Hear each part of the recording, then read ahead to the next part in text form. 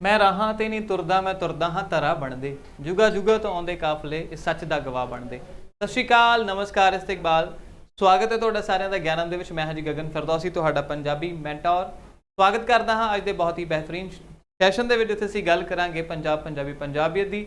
ਤੇ ਤੁਸੀਂ ਮੇਰੇ ਨਾਲ ਇਸ ਸੀਰੀਜ਼ ਦੇ ਵਿੱਚ ਜੁੜ ਚੁੱਕੇ ਹੋ, ਜਿੱਥੇ ਆਉਣ ਵਾਲੇ ਦਿਨਾਂ ਦੇ ਵਿੱਚ ਅਸੀਂ 500 ਪਲੱਸ ਜਿਹੜੇ ਮਹੱਤਵਪੂਰਨ ਸਵਾਲ ਸੀ ਉਹਨਾਂ ਦੀ ਗੱਲ ਕਰ ਰਹੇ ਹਾਂ। ਤੇ ਉਹਦੇ दरम्यान जे असी गल करिए, असी बहुत सारे टॉपिक्स नूं पढ़िया। तुसी जे मेरी शॉर्ट वीडियोज़ देखे होणगे तो उहदे विच भी आपां क्वेश्चनस कर रहे हैं या फिर डिफरेंट जिहड़े साडे कोल कंसैप्ट ने उन्हां नूं समझण दी कोशिश कर रहे हैं। तो अज दे इस लैक्चर दे विच असी पेपर ए नूं समर्पित बहुत सारे सवाल करांगे और पेपर ए दी जिहड़ी तैयारी है अपनी बरकरार होनी चाहिए है, उन्होंने मद्देनज़र रखते हुए असी ये सारा सैशन उलिकिया है। सो आओ बिना किसी देरी तो सारे जिन्हें भी मेरे प्यारे विद्यार्थी मेरे नाल जुड़ रहे, एक बारी सैशन नूं शेयर लाइक तो सबसक्राइब कर दो चैनल नूं, ते जल्दी सैशन नूं शेयर कर दो तां जो सारे विद्यार्थी इस सैशन के नाल जुड़ सकन। तो अज के सैशन के गल्लां घट पर आपां टू द पॉइंट कंसैप्ट देखने आ, सवालों वाल देखना है तां जो असीं उन्हां नूं हल कर पाइए। सो आओ बिना रुके शुरू करते हैं अज की जिहड़ी क्लास है strategy for Punjabi paper A, जिहड़ी क्वालीफाइंग इन नेचर है। उहदे विच मैं एक फलसफा लैके तुरिया हुन्ना कि बई 25 नंबर तो तुसीं लैणे आ, बट 25 50 ये वाला कंसैप्ट वैसे तो लाजमी है, तां ही आप लाइन पार करनी है। बट मेरा एक ये कंसैप्ट है कि ए ते बी की तैयारी जेकर असी करनी है कट्ठियां दी करनी है, ठीक है। सो फिर 25 का रहना ही नहीं मलाल जाके मैं 25 नंबर लैने आ। फिर मैनू ये आ कि बई मैं 30 number 13 number 15 number according to जोड़ा भी मेरा पेपर है वो अकॉर्डिंग मैं नंबर लैने आ, ठीक है, इस कंसैप्ट में लैके। तो ये गल्लां तुसीं ध्यान च रखनियां। अगे चलते हैं आपां पेपर ए की जो असीं गल करनी है। मैं हमेशा पेपर ए दे विच जदों शुरुआत करवानी हुंदी है तो तुहाडे मूहरे तुहाडा सिलेबस रखदा है कि तुहानूं पता होवे कि साडा सिलेबस की है। अगर सिलेबस की गल करिए तो साडा सिलेबस है भाई, हुण तक आपां आ भी टॉपिक कर चुके हैं। मुहावरे खान असीं डेली 5 करते हैं जां 1-2 दिन स्किप करके कर लैंदे आ। शब्दां दे पेज दे विच प्रॉपर अपनी ग्रामर होवेगी जिहड़ी संकल्पां ते आधारित है, परिभाषावां ते आधारित है। इस तो इलावा जे मैं गल करां तो आ जिन्ने भी टॉपिक आ सारे साडे कोल उदाहरणां दे रूप दे विच सवाल देखण नूं मिलणगे जदों असीं पेपर दी गल करांगे, ठीक है जी। सो इन्हां नूं भी आपां 1 बाय 1 करना है। आ जिहड़ा मेरे लैक्चर सीरीज़ चल रही है 500 प्लस, इहदे विच मोस्टली PYQs भी ने। 500 प्लस जिहड़ी MCQ दी सीरीज़ है इहदे विच PYQs भी ने, एक्सपैक्टेड क्वेश्चनस भी ने, प्लस आपां नाल दी नाल थ्योरी नूं भी डेली करते हैं। सो 500 प्लस MCQ करन दा मतलब है कि जिस भी विद्यार्थी ने ये सीरीज़ नूं समझ लिया, देख लिया, पढ़ रहा, उहदे कंसैप्ट तो क्लीयर होणगे, रिवीजन भी नाल होएगी। तो एक गल मेरी ध्यान च रखियो, डेली दे आपां 25 तो 30 सवाल करते हैं और आराम नाल करने तां जो उस संबंधित जिहड़ी थ्योरी है, संकल्प है, परिभाषावां ने वो भी तुहाडे हल हो जाण। इस आसपैक्ट नाल असीं चीज़ां नूं करदे हां। बेसिक टॉपिक ये ने, ये चीज़ां तुहानूं ना जदों आपां UPSC दी जां किसी होर वड्डे एग्जाम की तैयारी करते हैं ना, तो उस एक चीज़ बड़ी मन्नी परमन्नी है, या फिर सारे जिन्ने भी उन्हां दे गुरु साहिबान वो बच्चों ने यही गल कहंदे हुंदे कि तुसीं ना सिलेबस अपने नूं याद कर लो। क्योंकि जदों मैनूं मेरी मंजिल का पता है, मैनूं राह का पता है कि मैं A तो B तक जाना तो किवें जाना है, वो चीज़ां तुहानूं पता। फिर इहदे च तुसीं लभ लो तुहाडीआं वीकनेस किहड़ियां ने। मुहावरे खान तो हर एक एग्जाम च आने आ। सो आ बेसिक्स दे टॉपिक है जदों असीं गल करांगे पेपर ए दी जां ओवरऑल पंजाबी दी गल करांगे। हुण पेपर ए दी तैयारी बई आपां कर रहे हैं, पर मेरा मनना ये है कि जे पेपर ए दे नाल बी दी भी तैयारी हो जाए तो वधिया रहेगा ना। तो ये गल्लां तुसीं ध्यान च रखणियां कि किहड़े कंसैप्ट साडे कॉमन ने ते किहड़े आपां इलायदा जिहदे लई सानूं मेहनत करन दी जरूरत है। दूजी गल मैं तुहानूं सारिआं नूं यही कहना चाहुंदा कि क्लास डेली चलूगी, ठीक है जी, और डेली तुसी 5 बजे क्लास दे विच आया करना। लाइव सैशन है, ठीक है। सो शेयर अपने यारां दोस्तां नाल जरूर कर लो जिहड़े ज्ञानम इंस्टीट्यूशन दे नाल जुड़े ने, वो तो डेली ये क्लासेस देखण तां जो तुहानूं होर कुछ पढ़न की जरूरत ही ना पे। सिर्फ 1 घंटे दे विच तुहानूं मैं इन्नी गल कह दा भी अगर 1 घंटा तुसी डेली दा दे दिंदे हो मैनूं ते तुहानूं रिवीजन भी होऊगी, तुहानूं कंसैप्ट भी, लॉजिक भी, हर चीज़ समझाई जाऊगी बड़ी ही वधिया ढंग दे नाल। सो आओ चलदे हां अज दे सवालां वल। सब तो पहला सवाल है काव सतरां की जो तुसीं गल करते हैं साडे कोल हैगा कि भंड जम्मीए भंड नम्मीए शब्द विच गुरु नानक देव जी ने किस दे हक की गल की है, किस दे हक दे विच जिहड़ी आवाज़ है बुलंद की है। ये ऑप्शन हैगा है औरत दे हक्कां दी जां औरतां दे हक्कां दी, ਪੁੱਕੀਆਂ ਰਸਮਾਂ ਦਾ ਖੰਡਨ ਕੀਤਾ ਹੈ, ਬਟ ਜਦੋਂ ਆਵਾਜ਼ ਬੁਲੰਦ ਦੀ ਗੱਲ ਆ ਗਈ ਫਿਰ ਤਾਂ ਇਹ ਮਾਈਨਸ 'ਚ ਚਲੇ ਜਾਊਗਾ। ਜਾਤ ਪਾਤ ਦੀ ਆਵਾਜ਼ ਵੀ ਨਹੀਂ ਬੁਲੰਦ ਕਰ ਸਕਦੇ, ਨਾ ਹੀ ਤੀਰਥ ਇਸ਼ਨਾਨਾਂ ਦੀ। ਤਾਂ ਸਿੰਪਲ ਜੀ ਗੱਲ। ਔਰ ਬੱਚੇ ਭਾਵੇਂ ਅੱਜ ਮੈਂ ਤੁਹਾਨੂੰ ਜ਼ਿਆਦਾ ਨਹੀਂ ਤਵੱਜੋ ਕਹਿ ਰਿਹਾ ਕਿ ਇਹ ਚੀਜ਼ਾਂ ਨੂੰ ਨਾ ਤੁਸੀਂ ਧਿਆਨ ਨਾਲ ਦੇਖਣਾ, ਔਰ ਜ਼ਿੰਦਗੀ ਦੇ ਵਿੱਚ ਨਾ ਪ੍ਰਾਇਮਰੀ ਸੈਕੰਡਰੀ ਚੀਜ਼ਾਂ ਬਣਾ ਲਓ ਕਿ ਮੈਂ ਪਹਿਲਾਂ ਆਪਣੀ ਜ਼ਿੰਦਗੀ ਦੇ ਵਿੱਚ ਕਿਸ ਚੀਜ਼ ਨੂੰ ਤਵੱਜੋ ਦੇਣੀ ਆ। ਠੀਕ ਹੈ, ਸਟੱਡੀ ਤੁਹਾਡੀ ਪ੍ਰਾਇੋਰਟੀ ਹੈ। ਔਰ ਪੇਪਰ ਏ ਦੇ ਵਿੱਚ ਵੀ ਤੁਸੀਂ ਮੰਨ ਲਓ ਤੁਹਾਡੇ ਕੋਲ ਸਿਲੇਬਸ ਹੈ ਨਾ, ਤੇ ਇਹ ਦੇਖੋ ਕਿ ਮੈਂ ਪਹਿਲਾਂ ਕਿਹੜਾ ਪੜ੍ਹਨਾ, ਫਿਰ second, third, fourth, fifth number ਤੇ ਕਿਹੜਾ ਪੜ੍ਹਨਾ। ਪ੍ਰਾਇੋਰਟੀ ਆਪਣੀ ਸਿਲੈਕਟ ਕਰੋ। ਠੀਕ ਹੈ, ਇਹ ਚੀਜ਼ਾਂ ਬਹੁਤ ਇੰਪੋਰਟੈਂਟ ਨੇ, ਇਹਨਾਂ ਨੂੰ ਤੁਸੀਂ ਅਣਗੌਲਿਆ ਨਹੀਂ ਕਰ ਸਕਦੇ। ਠੀਕ ਹੈ, ਅੱਗੇ ਗੱਲ ਕਰਦੇ ਆਪਾਂ ਹੁਣ ਇਹਦਾ ਸਹੀ ਉੱਤਰ ਕੀ ਹੈ। ਔਰਤਾਂ ਦੇ ਹੱਕਾਂ ਦੀ ਗੱਲ ਹੋ ਰਹੀ ਹੈ। ਬਾਬੇ ਨਾਨਕ ਦਾ ਜਦੋਂ ਅਸੀਂ ਇਹ ਫਲਸਫਾ ਪੜ੍ਹਦੇ ਹਾਂ ਤਾਂ ਸਾਨੂੰ ਸਮਝ ਆਉਂਦਾ ਹੈ ਹਨਾ। ਸੋ ਕਿਉ ਮੰਦਾ ਆਖੀਏ ਜਿਤ ਜੰਮੇ ਰਾਜਾਨ, ਇਹ ਵਾਲੀ ਪੰਕਤੀ ਤੁਸੀਂ ਪੜ੍ਹੀ ਹੋਣੀ ਹੈ ਜਦੋਂ ਛੋਟੇ ਹੁੰਦਿਆਂ ਲੇਖ ਲਿਖਦੇ ਹੋਣੇ ਨਾ ਆਪਣਾ ਸਕੂਲ ਦੇ ਵਿੱਚ, ਤਾਂ ਇਹ ਚੀਜ਼ਾਂ ਤੁਹਾਨੂੰ ਯਾਦ ਆਉਂਦੀਆਂ ਹੋਣੀਆਂ ਕਿ ਉਦੋਂ ਮੈਡਮ ਕਰਵਾਉਂਦੇ ਹੁੰਦੇ ਸੀਗੇ। ਠੀਕ ਹੈ, ਸੋ ਇਹ ਬੇਸਿਕ ਜਿਹੇ ਕੰਸੈਪਟ ਆ, ਅਗਰ ਤੁਸੀਂ ਹੁਣ ਕਰ ਲੈਂਦੇ ਹੋ ਤਾਂ ਤੁਹਾਡੇ ਪੇਪਰ ਦੇ ਲਈ ਸਾਰੀਆਂ ਚੀਜ਼ਾਂ ਆਸਾਨ ਹੋ ਜਾਣਗੀਆਂ। ਠੀਕ ਹੈ, ਚਲੋ ਅੱਗੇ ਗੱਲ ਕਰਨ ਜਾ ਰਿਹਾ ਹੁਣ ਮੈਂ। ਨੈਕਸਟ ਸਵਾਲ ਜਿਹੜਾ ਤੁਹਾਡੀ ਸਕਰੀਨ ਦੇ ਉੱਪਰ ਉਹਦੇ ਵੱਲ ਵੱਧਦੇ ਹਾਂ। ਸਵਾਲ ਕਿਹੜਾ ਆ ਕਿ ਸਿੱਧ ਗੋਸ਼ਟ ਬਾਣੀ ਦਾ ਉਚਾਰਨ ਗੁਰੂ ਨਾਨਕ ਦੇਵ ਜੀ ਨੇ ਕਿੱਥੇ ਕੀਤਾ ਸੀਗਾ? ਅਚਲ ਬਟਾਲਾ ਇਹ ਆਪਸ਼ਨ, ਅੰਮ੍ਰਿਤਸਰ, ਕਰਤਾਰਪੁਰ, ਗੁਰਦਾਸਪੁਰ।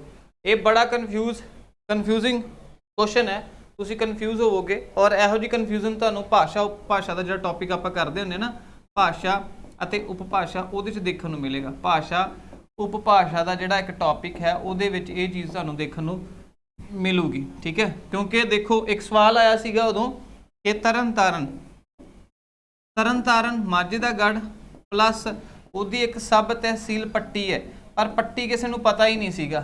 ਸੋ ਤੁਹਾਨੂੰ ਤਹਿਸੀਲਾਂ ਸ਼ਹਿਰਾਂ ਦੀਆਂ ਯਾਦ ਹੋਣੀਆਂ ਚਾਹੀਦੀਆਂ ਨੇ, ਕਿਉਂਕਿ ਉਹ ਵੀ ਅੱਜ ਕੱਲ੍ਹ ਸਵਾਲ ਆ ਰਹੇ ਨੇ ਪੇਪਰ ਦੇ ਵਿੱਚ। ਸੋ ਸਿੱਧਾ ਨਾਲ ਜਿਹੜੀ ਗੋਸ਼ਟੀ ਹੋਈ ਸੀਗੀ ਗੁਰੂ ਨਾਨਕ ਸਾਹਿਬ ਦੀ, ਕਿੱਥੇ ਹੋਈ? ਅਚਲ ਬਟਾਲਾ, ਅੰਮ੍ਰਿਤਸਰ, ਕਰਤਾਰਪੁਰ ਤੇ ਗੁਰਦਾਸਪੁਰ। ਇੱਕ ਗੱਲ ਮੈਂ ਤੁਹਾਨੂੰ ਦੱਸਾਂ ਕਿ ਗੁਰਦਾਸਪੁਰ ਡਿਸਟ੍ਰਿਕਟ ਦੇ ਵਿੱਚ ਹੀ ਬਟਾਲਾ ਹੈ।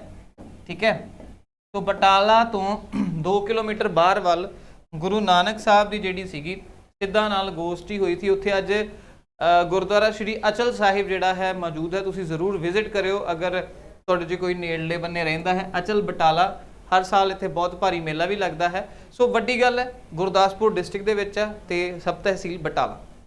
ਅਗਲਾ ਸਵਾਲ ਤੁਹਾਡੀ ਸਕਰੀਨ ਦੇ ਉੱਪਰ ਤੁਸੀਂ ਦੇਖ ਸਕਦੇ ਹੋ, ਇਹ ਹੈਗਾ ਜੀ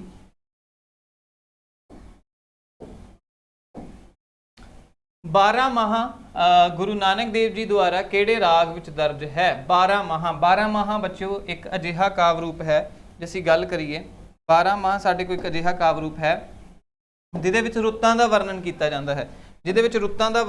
ਜਾਂਦਾ ਹੈ।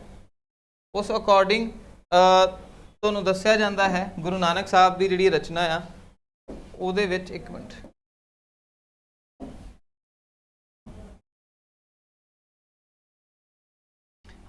ਜਦੋਂ 12 ਮਾਹ ਦੀ ਆਪਾਂ ਗੱਲ ਕਰਦੇ ਹਾਂ, ਗੁਰੂ ਨਾਨਕ ਸਾਹਿਬ ਦੀ ਰਚਨਾ ਹੈ। 12 ਰੁੱਤਾਂ ਜਿਹੜੀਆਂ ਨੇ ਉਹਨਾਂ ਨੂੰ ਆਧਾਰ ਬਣਾ ਕੇ ਰਚਨਾ ਰਚੀ ਗਈ ਹੈ, ਜਿਹਦੇ ਵਿੱਚ ਮਨੁੱਖ ਤੇ ਰੱਬ ਦੀ ਗੱਲ ਕੀਤੀ ਜਾਂਦੀ ਹੈ। ਔਰ ਇੱਕ ਅਵਸਥਾ ਹੈ, ਅਵਸਥਾ ਜਿਹੜੀ ਮਹੀਨਿਆਂ ਨੂੰ ਆਧਾਰ ਬਣਾ ਕੇ ਰਚੀ ਗਈ ਹੈ। ਇਹਦੇ ਵਿੱਚ ਕਿ ਵਿਜੋਗ ਕਿੱਦਾਂ ਹੁੰਦਾ ਹੈ, ਹਰ ਇੱਕ ਰੁੱਤ ਦਾ ਆਪਣਾ ਸਿਗਨੀਫਿਕੈਂਸ ਰੋਲ ਹੁੰਦਾ ਹੈ, ਕਿਵੇਂ ਮਨ ਜਿਹੜਾ ਹੈ ਪ੍ਰਭੂ ਚਿੱਤ ਦੇ ਲਈ ਕੁਰਲਾਉਂਦਾ ਹੈ, ਕਿਵੇਂ ਇੱਕ ਸਥਿਤੀ ਬਣਦੀ ਹੈ ਕਿ ਮੈਂ ਉਸ ਪਰਮਾਤਮਾ ਨੂੰ ਪਾਉਣਾ ਹੈ, ਮੇਰੇ ਜੀਵਨ ਦਾ ਕੀ ਉਦੇਸ਼ ਹੈ। ਇਹ ਸਾਰੀਆਂ ਚੀਜ਼ਾਂ ਤੁਹਾਨੂੰ ਜਿਹੜੇ ਇਹਦੇ ਵਿਸ਼ੇ ਆ ਉਹ ਦੇਖਣ ਨੂੰ ਮਿਲਣਗੇ। 12 ਮਾਹ ਗੁਰੂ ਨਾਨਕ ਦੇਵ ਜੀ ਦੁਆਰਾ ਕਿਹੜੇ ਰਾਗ ਵਿੱਚ ਲਿਖਿਆ ਗਿਆ? ਤੇ ਤੁਖਾਰੀ ਰਾਗ ਦੇ ਵਿੱਚ ਲਿਖਿਆ ਗਿਆ ਹੈ। ਇੱਕ ਹੋਰ 12 ਮਾਹ ਲਿਖਿਆ ਹੈ, ਉਹ ਕਿਹੜੇ ਗੁਰੂ ਸਾਹਿਬਾਨ ਨੇ ਲਿਖਿਆ ਹੈ? ਤੁਸੀਂ ਕਮੈਂਟ ਸੈਕਸ਼ਨ ਦੇ ਵਿੱਚ ਕਮੈਂਟ ਕਰਕੇ ਮੈਨੂੰ ਦੱਸ ਸਕਦੇ ਹੋ। ਅਗਲਾ ਸਵਾਲ 4 ਨੰਬਰ ਸਵਾਲ ਹੈ ਕਿ ਵਾਰ ਸ਼੍ਰੀ ਭਗੌਤੀ ਜੀ ਕੀ ਪਾਤਸ਼ਾਹੀ 10ਵੀਂ। ਚਲੋ, ਵਾਰ ਸ਼੍ਰੀ ਭਗੌਤੀ ਜੀ ਕੀ ਜਿਹੜੀ ਰਚਨਾ ਹੈ ਇਹ ਕਿਹਨਾਂ ਦੀ ਰਚਨਾ ਹੈ? ਤੇਜਭਾਨ ਸ਼੍ਰੀ ਗੁਰੂ ਗੋਬਿੰਦ ਸਿੰਘ ਜੀ, ਗੁਰੂ ਅਮਰਦਾਸ ਜੀ ਜਾਂ ਗੁਰੂ ਰਾਮਦਾਸ ਜੀ। ਜਿੰਨੇ ਵੀ ਸਾਥੀ ਮੇਰੇ ਨਾਲ ਜੁੜ ਰਹੇ ਆ ਸੈਸ਼ਨ ਦੇ ਵਿੱਚ, ਤੁਸੀਂ ਸਾਰੇ ਕਮੈਂਟ ਸੈਕਸ਼ਨ ਦੇ ਵਿੱਚ ਨੰਬਰ ਪਾ ਕੇ ਸਵਾਲ ਦਾ ਉੱਤਰ ਜ਼ਰੂਰ ਦਿਓ। ਵੈਰੀ ਇੰਪੋਰਟੈਂਟ ਕੁਐਸਚਨ ਨੇ ਜਿਹੜੇ ਵੀ ਅਸੀਂ ਹੁਣ ਕਰ ਰਹੇ ਹਾਂ। ਸੋ ਸ਼੍ਰੀ ਭਗੌਤੀ ਜੀ ਇਹ ਹੈਗੀ ਹੈ ਜੀ, ਜਦੋਂ ਅਸੀਂ ਗੱਲ ਕਰਾਂਗੇ ਗੁਰੂ ਗੋਬਿੰਦ ਸਿੰਘ ਜੀ ਦੀ ਤਾਂ ਉਦੋਂ ਇਹ ਰਚਨਾਵਾਂ ਮੂਹਰੇ ਆਉਣਗੀਆਂ। ਗੁਰੂ ਗੋਬਿੰਦ ਸਿੰਘ ਜੀ ਦੀ ਅਸੀਂ ਗੱਲ ਕਰੀਏ ਤਾਂ ਬਹੁਤ ਸਾਰੀਆਂ ਮਹਾਨ ਰਚਨਾਵਾਂ, ਜਿਵੇਂ ਜ਼ਫਰਨਾਮਾ ਹੋ ਗਿਆ, ਸਾਡੇ ਸਿੱਖ ਇਤਿਹਾਸ ਦੇ ਵਿੱਚ ਸਾਡੇ ਜਦੋਂ ਆਪਾਂ ਗੱਲ ਕਰਦੇ ਹਾਂ ਗੁਰੂ ਸਾਹਿਬਾਨਾਂ ਦੀ ਰਚਨਾਵਾਂ ਦੀ ਗੱਲ ਕਰਦੇ ਹਾਂ ਤਾਂ ਉਹਦੇ ਵਿੱਚ ਇੱਕ ਅਹਿਮ ਰਚਨਾ ਹੈ ਚੰਡੀ ਦੀ ਵਾਰ, ਜ਼ਫਰਨਾਮਾ ਤੇ ਹੋਰ ਬਹੁਤ ਸਾਰੀਆਂ ਬਾਣੀਆਂ। ਅੱਗੇ ਗੱਲ ਕਰਦੇ ਹਾਂ ਆਪਾਂ, ਕਿਹੜੀ ਰਚਨਾ ਮਾਰਕੰਡੇ ਪੁਰਾਣ ਤੇ ਆਧਾਰਿਤ ਹੈ? ਮਾਰਕੰਡੇ ਪੁਰਾਣ ਤੇ ਆਧਾਰਿਤ ਜਾਪ ਸਾਹਿਬ, ਆਸਾ ਦੀ ਵਾਰ, ਬਚਿੱਤਰ ਨਾਟਕ ਜਾਂ ਚੰਡੀ ਦੀ ਵਾਰ। ਸਹੀ ਉੱਤਰ ਕੀ ਹੋਏਗਾ ਜੀ? ਇਹ ਕਿਹੜੀ ਰਚਨਾ ਮਾਰਕੰਡੇ ਪੁਰਾਣ ਤੇ ਆਧਾਰਿਤ ਹੈ? ਮਤਲਬ ਕਿ ਕੋਈ ਰਚਨਾ ਹੈ ਇਹਨਾਂ ਦੇ ਵਿੱਚੋਂ ਜਿਹਦਾ ਆਧਾਰ ਹੈ ਮਾਰਕੰਡੇ ਪੁਰਾਣ ਦਾ ਜਿਹੜਾ ਵਿਸ਼ਾ ਹੈ ਉਹਦੇ ਤੇ ਆਧਾਰਿਤ ਹੋਵੇਗੀ। ਜਾਪ ਸਾਹਿਬ, ਆਸਾ ਦੀ ਵਾਰ, ਬਚਿੱਤਰ ਨਾਟਕ ਜਾਂ ਚੰਡੀ ਦੀ ਵਾਰ। ਸੋ ਸਾਰਿਆਂ ਨੇ BA ਦੇ ਵਿੱਚ +2 ਦੇ ਵਿੱਚ ਇਹ ਚੀਜ਼ ਪੜ੍ਹੀ ਹੋਊਗੀ, ਚੰਡੀ ਦੀ ਵਾਰ, ਵੈਰੀ ਵੈਰੀ ਇੰਪੋਰਟੈਂਟ, ਜਿਹਦੇ ਵਿੱਚ ਰਾਖਸ਼ਾਂ ਤੇ ਦੁਰਗਾ ਦੀ ਗੱਲ ਕੀਤੀ ਜਾਂਦੀ ਹੈ। ਠੀਕ ਹੈ, ਜਿਹਦੇ ਵਿੱਚ ਜੇ ਅਸੀਂ ਗੱਲ ਕਰੀਏ ਗਿਆਨ ਤੇ ਅਗਿਆਨਤਾ ਦੀ ਗੱਲ ਹੋਊਗੀ। ਇਹ ਰਚਨਾ ਸਾਹਿਬ ਸ੍ਰੀ ਗੁਰੂ ਗੋਬਿੰਦ ਸਿੰਘ ਜੀ ਦੀ ਰਚਨਾ ਹੈ, ਬਹੁਤ ਹੀ ਮਹੱਤਵਪੂਰਨ ਹੈ ਜਦੋਂ ਅਸੀਂ ਕੰਪੀਟੀਟਿਵ ਐਗਜ਼ਾਮ ਦੀ ਤਿਆਰੀ ਕਰਦੇ ਹਾਂ ਉਹਦੇ ਲਈ। ਈਵਨ ਕਿ ਜਦੋਂ ਤੁਸੀਂ PPSC ਦੀ ਗੱਲ ਕਰਦੇ ਹੋ ਜਾਂ ਫਿਰ IAS ਦੇ ਵਿੱਚ ਆਪਸ਼ਨਲ ਦੀ ਗੱਲ ਕਰਦੇ ਹੋ ਤਾਂ ਵੀ ਚੰਡੀ ਦੀ ਵਾਰ ਉੱਥੇ ਪੜ੍ਹਾਈ ਜਾਂਦੀ ਹੈ। ਉਸ ਦੀ ਤਿਆਰੀ ਕਰਨੀ ਚਾਹੁੰਦੇ ਹੋ ਤੁਸੀਂ ਜੇਕਰ, ਤਾਂ ਇੰਨੀ ਮਹਾਨ ਰਚਨਾ ਹੈ। ਪੰਜਾਬੀ ਸਾਹਿਤ ਜਦੋਂ ਅਸੀਂ ਗੱਲ ਕਰਾਂਗੇ, ਵਾਰ ਸਾਹਿਤ ਦੀ ਗੱਲ ਕਰਾਂਗੇ ਤਾਂ ਉਹਦੇ ਵਿੱਚ ਬਹੁਤ ਹੀ ਇੰਪੋਰਟੈਂਟ ਰੋਲ ਹੈ ਇਹਦਾ, ਇਹ ਰਚਨਾ ਦਾ। ਸੋ ਜ਼ਰੂਰ ਪੜ੍ਹ ਕੇ ਦੇਖਿਓ ਜੀ। ਲਓ ਜੀ, ਪੇਪਰ A ਨੂੰ ਸਮਰਪਿਤ ਲੋਹੜੀ ਦਾ ਤਿਉਹਾਰ ਕਿਹੜੇ ਮਹੀਨੇ ਵਿੱਚ ਮਨਾਇਆ ਜਾਂਦਾ ਹੈ? ਲੋਹੜੀ ਦਾ ਤਿਉਹਾਰ, ਠੀਕ ਹੈ, ਲੋਹੜੀ 13 ਜਨਵਰੀ, ਚੇਤ, ਫੱਗਣ, ਪੋਹ। ਸਹੀ ਉੱਤਰ ਕੀ ਹੈ ਜੀ? ਚੇਤ, ਫੱਗਣ, ਪੋਹ। ਸਹੀ ਉੱਤਰ ਕੀ ਹੋਏਗਾ? ਜਿੰਨੇ ਸਾਥੀ ਜੁੜ ਰਹੇ ਇੱਕ ਵਾਰੀ ਦੱਸੋ ਜੀ। ਲੋਹੜੀ ਦਾ ਤਿਉਹਾਰ ਕਿਹੜੇ ਮਹੀਨੇ ਵਿੱਚ ਮਨਾਇਆ ਜਾਂਦਾ ਹੈ? ਤਾਂ ਸਹੀ ਉੱਤਰ ਹੈ, ਅਸੀਂ ਗੱਲ ਕਰਾਂਗੇ ਇਸ ਕੰਸੈਪਟ ਦੇ ਲਿਹਾਜ਼ ਨੂੰ ਲੈ ਕੇ,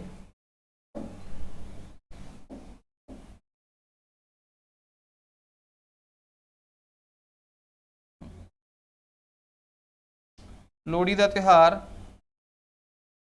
ਪੋਹ, ਠੀਕ ਹੈ ਜੀ।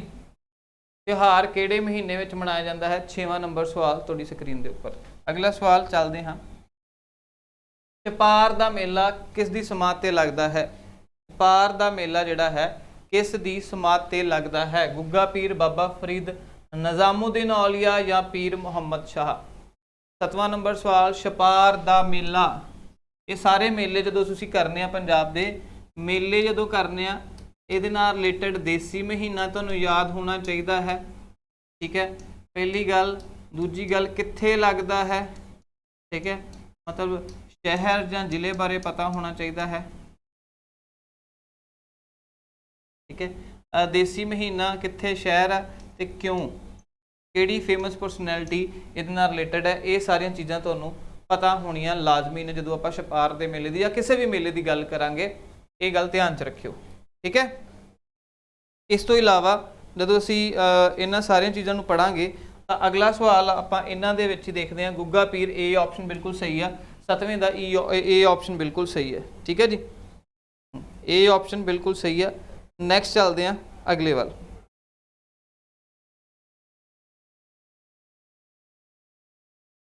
ਅਗਲਾ ਸਵਾਲ ਤੁਹਾਡੀ ਸਕਰੀਨ ਦੇ ਉੱਪਰ ਹੈਗਾ ਜੀ ਕਿ ਕਿੱਕਲੀ ਕਿਸ ਦਾ ਨਾਚ ਹੈ? ਕਿੱਕਲੀ ਜਿਹੜਾ ਹੈ ਕਿਸ ਦਾ ਨਾਚ ਹੈ? ਮੈਂ ਤੁਹਾਨੂੰ ਸਮਝਾਇਆ ਸੀਗਾ ਜਦੋਂ ਤੁਸੀਂ ਆਪਾਂ ਪਿਛਲੇ ਕਲਾਸਿਸ ਦੇ ਵਿੱਚ ਆਪਾਂ ਜਦੋਂ ਕੀਤੇ ਸੀ ਕਿ ਨਾਚ ਨ੍ਰਿਤ ਧਾਤੂ ਦਾ ਲਫ਼ਜ਼ ਹੈ, ਕਿੱਦਾਂ ਸਾਡੇ ਮੂਹਰੇ ਸਾਹਮਣੇ ਆਉਂਦਾ ਹੈ ਜਦੋਂ ਆਪਾਂ ਗੱਲ ਕਰਦੇ ਹਾਂ, ਸੰਸਕ੍ਰਿਤ ਦੀ ਗੱਲ ਕਰਦੇ ਹਾਂ, ਹੈ ਨਾ। ਤਾਂ ਕਿੱਕਲੀ ਜਿਹੜਾ ਹੈ ਪੰਜਾਬੀ ਦੇ ਅਨੁਸਾਰ ਕੁੜੀਆਂ ਦਾ ਨਾਚ ਹੈ। ਕਿੱਕਲੀ ਜਿਹੜਾ ਹੈ ਕੁੜੀਆਂ ਦਾ ਨਾਚ ਹੈ ਪੰਜਾਬੀ ਦੇ ਅਕੋਰਡਿੰਗ। ਕੁੜੀਆਂ ਦਾ ਨਾਚ ਹੈ ਕਿੱਕਲੀ। ਜਦੋਂ ਅਸੀਂ ਪੰਜਾਬੀ ਦੇ ਆਸਪੈਕਟ ਦੇ ਨਾਲ ਗੱਲ ਕਰਾਂਗੇ ਤਾਂ ਕਿੱਕਲੀ ਕੁੜੀਆਂ ਦਾ ਨਾਚ ਹੈ, ਠੀਕ ਹੈ ਜੀ। ਇਹਨੂੰ ਧਿਆਨ 'ਚ ਰੱਖਿਓ ਇੱਕ ਵਾਰੀ, ਇੰਪੋਰਟੈਂਟ ਕੰਸੈਪਟ ਆ ਤੁਹਾਡੇ ਸਾਰਿਆਂ ਲਈ। ਇਸ ਤੋਂ ਇਲਾਵਾ ਕਿੱਕਲੀ ਜਿਹੜਾ ਹੈ ਇੱਕ ਇੰਟਰਨਲ ਪਾਰਟ ਹੈ ਗਿੱਧੇ ਦਾ। ਗਿੱਧੇ ਦਾ ਇੰਟਰਨਲ ਪਾਰਟ ਵੀ ਆਪਾਂ ਕਹਿ ਸਕਦੇ ਹਾਂ ਇਹਨੂੰ। ਅੱਗੇ ਆਪਣੇ ਕੋਲ ਛਪਾਰ ਦਾ ਮੇਲਾ ਕਿਹੜੇ ਮਹੀਨੇ ਵਿੱਚ ਲੱਗਦਾ ਹੈ? ਮੈਂ ਤੁਹਾਨੂੰ ਕਿਹਾ ਨਾ ਜਦੋਂ ਮੇਲੇ ਆਪਾਂ ਕਰਨੇ ਆ ਤੇ ਤੁਹਾਨੂੰ ਪਤਾ ਹੋਣਾ ਚਾਹੀਦਾ ਹੈ ਮਹੀਨਾ ਕਿਹੜਾ ਹੈ, ਕਿੱਥੇ ਲੱਗਦਾ ਹੈ, ਕਿਉਂ ਲੱਗਦਾ ਹੈ। ਇਹਨਾਂ ਸਾਰੀਆਂ ਚੀਜ਼ਾਂ ਦਾ ਜਵਾਬ ਤੁਹਾਡੇ ਕੋਲ ਹੋਣਾ ਚਾਹੀਦਾ ਹੈ, ਠੀਕ ਹੈ। सही उत्तर की होएगा जी ਇਹਦਾ ਜਦੋਂ ਅਸੀਂ ਗੱਲ ਕਰਾਂਗੇ ਛਪਾਰ ਦਾ ਮੇਲਾ ਕਿਹੜੇ ਮਹੀਨੇ ਵਿੱਚ ਲੱਗਦਾ ਹੈ? ਫੱਗਣ, ਭਾਦੋਂ, ਮਾਘ, ਚੇਤ। ਤੇ ਕਿਹਦੇ ਨਾਲ ਸੰਬੰਧਿਤ ਹੈ? ਇਹ ਵੀ ਅਗਲੇ ਸਵਾਲ ਆਉਣਗੇ, ਜੇ ਮੈਂ ਹੁਣ ਦੱਸਤਾ ਸਵਾਲਾਂ ਦਾ ਮਜ਼ਾ ਨਹੀਂ ਰਹਿਣਾ। ਸੋ ਭਾਦਰੋਂ ਦਾ ਮੇਲਾ ਮਹੀਨਾ ਜਦੋਂ ਸਭ ਤੋਂ ਜ਼ਿਆਦਾ ਗਰਮੀ ਜਿਹੜੀ ਇੱਕ ਤਰ੍ਹਾਂ ਦੀ ਪੀਕ ਤੇ ਹੁੰਦੀ ਆ ਆਪਾਂ ਕਹਿ ਸਕਦੇ ਹਾਂ, ਤਾਂ ਛਪਾਰ ਦਾ ਮੇਲਾ ਕਿਹੜੇ ਮਹੀਨੇ ਵਿੱਚ ਲੱਗਦਾ ਹੈ? ਭਾਦੋ ਦੇ ਵਿੱਚ ਲੱਗਦਾ ਹੈ। ਜ਼ਿਆਦਾ ਚੀਜ਼ਾਂ ਮੈਂ ਇਸ ਕਰਕੇ ਡਿਸਕਲੋਜ਼ ਕਰ ਰਿਹਾ ਕਿਉਂਕਿ ਮੇਰੇ ਸਾਰੇ ਅਗਲੇ ਸਵਾਲ ਜਿਹੜੇ ਆ ਉਹ ਇਹਦੇ ਇਨਫੋਰਮੇਸ਼ਨ ਦੇ ਨਾਲ ਹੀ ਆਧਾਰਿਤ ਹੈ। ਸੋ ਇਸ ਚੀਜ਼ ਦਾ ਧਿਆਨ ਰੱਖਣਾ ਪਊਗਾ। ਅੱਗੇ ਚੱਲਦੇ ਹਾਂ। ਸੋ ਬੱਚੇ ਤੁਸੀਂ ਸਾਰੇ ਕਮੈਂਟ ਸੈਕਸ਼ਨ ਦੇ ਵਿੱਚ ਜਵਾਬ ਜ਼ਰੂਰ ਦਿਓ ਕਿ ਇਸ ਸਵਾਲ ਦਾ ਕੀ ਉੱਤਰ ਹੈ। ਰੈਪਿਡ ਫਾਇਰ ਇਸ ਕਰਕੇ ਨਹੀਂ ਚੱਲਣ ਡਿਆ, ਆਰਾਮ ਨਾਲ ਚੱਲਦੇ ਆਪਾਂ ਚੀਜ਼ਾਂ ਨੂੰ ਪੜ੍ਹਦੇ। ਰੌਸ਼ਨੀ ਦਾ ਮੇਲਾ ਕਿੱਥੇ ਲੱਗਦਾ ਹੈ? ਜਗਰਾਵਾਂ, ਜਲੰਧਰ, ਅੰਮ੍ਰਿਤਸਰ ਜਾਂ ਸੰਗਰੂਰ। ਰੌਸ਼ਨੀਆਂ ਦਾ ਮੇਲਾ ਔਰ ਉਹਦੇ ਨਾਲ ਸੰਬੰਧਿਤ ਜਦੋਂ ਅਸੀਂ ਪੰਜਾਬ ਦੀ ਗੱਲ ਕਰਦੇ ਹਾਂ, ਸਾਡੇ ਕੋਲ ਲਹਿੰਦਾ ਪੰਜਾਬੀ ਆਉਂਦਾ ਹੈ ਜਿਹੜਾ ਪਾਕਿਸਤਾਨ ਦੇ ਵਿੱਚ ਹੈ, ਤਾਂ ਉੱਥੇ ਵੀ ਰੌਸ਼ਨੀਆਂ ਦਾ ਮੇਲਾ ਲੱਗਦਾ ਹੈ। ਰੌਸ਼ਨੀਆਂ ਦਾ, ਠੀਕ ਹੈ। ਸ਼ਾਹ ਹੁਸੈਨ ਦੀ ਕਬਰ, ਠੀਕ ਹੈ, ਸ਼ਾਹ ਹੁਸੈਨ ਦੀ ਕਬਰ ਤੇ ਲਾਹੌਰ ਦੇ ਵਿੱਚ ਲੱਗਦਾ ਹੈ। ਸੋ ਇਹ ਬੜੇ ਹੀ ਉੱਥੇ ਚਿਰਾਗਾਂ ਦਾ ਉਹਨੂੰ ਰੌਸ਼ਨੀ ਜਾਂ ਚਿਰਾਗਾਂ ਦਾ ਮੇਲਾ ਵੀ ਕਹਿ ਦਿੱਤਾ ਜਾਂਦਾ ਹੈ। ਤੇ ਸਹੀ ਉੱਤਰ ਸਾਡੇ ਕੋਲ ਹੈਗਾ ਹੈ ਜੀ ਜਗਰਾਵਾਂ ਦਾ। ਰੌਸ਼ਨੀਆਂ ਦਾ ਮੇਲਾ ਕਿੱਥੇ ਲੱਗਦਾ ਹੈ? ਜਗਰਾਵਾਂ 'ਚ ਲੱਗਦਾ ਹੈ। ਇਹ ਆਪਸ਼ਨ ਸਹੀ ਹੈ, ਠੀਕ ਹੈ, ਜਗਰਾਵਾਂ ਤੇ ਲੱਗੂਗਾ।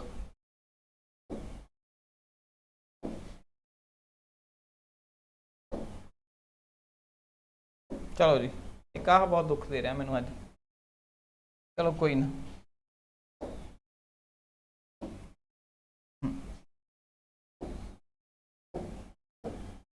ਇਹ ਹੋ ਗਿਆ ਆਪਣਾ ਨੈਕਸਟ 11 ਨੰਬਰ ਸਵਾਲ ਤੁਹਾਡੀ ਸਕਰੀਨ ਦੇ ਉੱਪਰ। ਪੰਜਾਬੀ ਭਾਸ਼ਾ ਵਿੱਚ ਅਰਧ ਸਵਰ ਹਨ। ਹੁਣ ਅਰਧ ਸਵਰ ਕੀ ਹੁੰਦੇ? ਪਹਿਲੀ ਇਹ ਗੱਲ ਦੱਸੋ ਮੈਨੂੰ, ਅਰਧ ਸਵਰ ਕੀ ਹੁੰਦਾ ਹੈ? ਪੰਜਾਬੀ ਵਿੱਚ ਅਰਧ ਸਵਰ ਹਨ 2, 3, 1 ਜਾਂ 4। ਅਰਧ ਸਵਰ ਦਾ ਮਤਲਬ ਹੈ ਕਿ ਜਿਨ੍ਹਾਂ ਦੀ ਕੁਆਲਿਟੀ ਵਿਸ਼ੇਸ਼ਤਾ ਸਵਰ ਪਲੱਸ ਵਿਅੰਜਨ ਇਨ ਦੋਨਾਂ ਵਰਗੀ ਹੋਊਗੀ, ਜਾਂ ਅਰਧ ਸਵਰ ਵਿਅੰਜਨ ਵੀ ਆਪਾਂ ਇਹਨੂੰ ਕਹਿ ਦਿੰਦੇ ਹਾਂ। ਇੱਥੇ ਮੈਂ ਚੀਜ਼ ਤੁਹਾਨੂੰ ਦੱਸਣਾ ਚਾਹੁੰਦਾ ਹਾਂ, ਇੱਕ ਮਿੰਟ ਬੱਚੇ।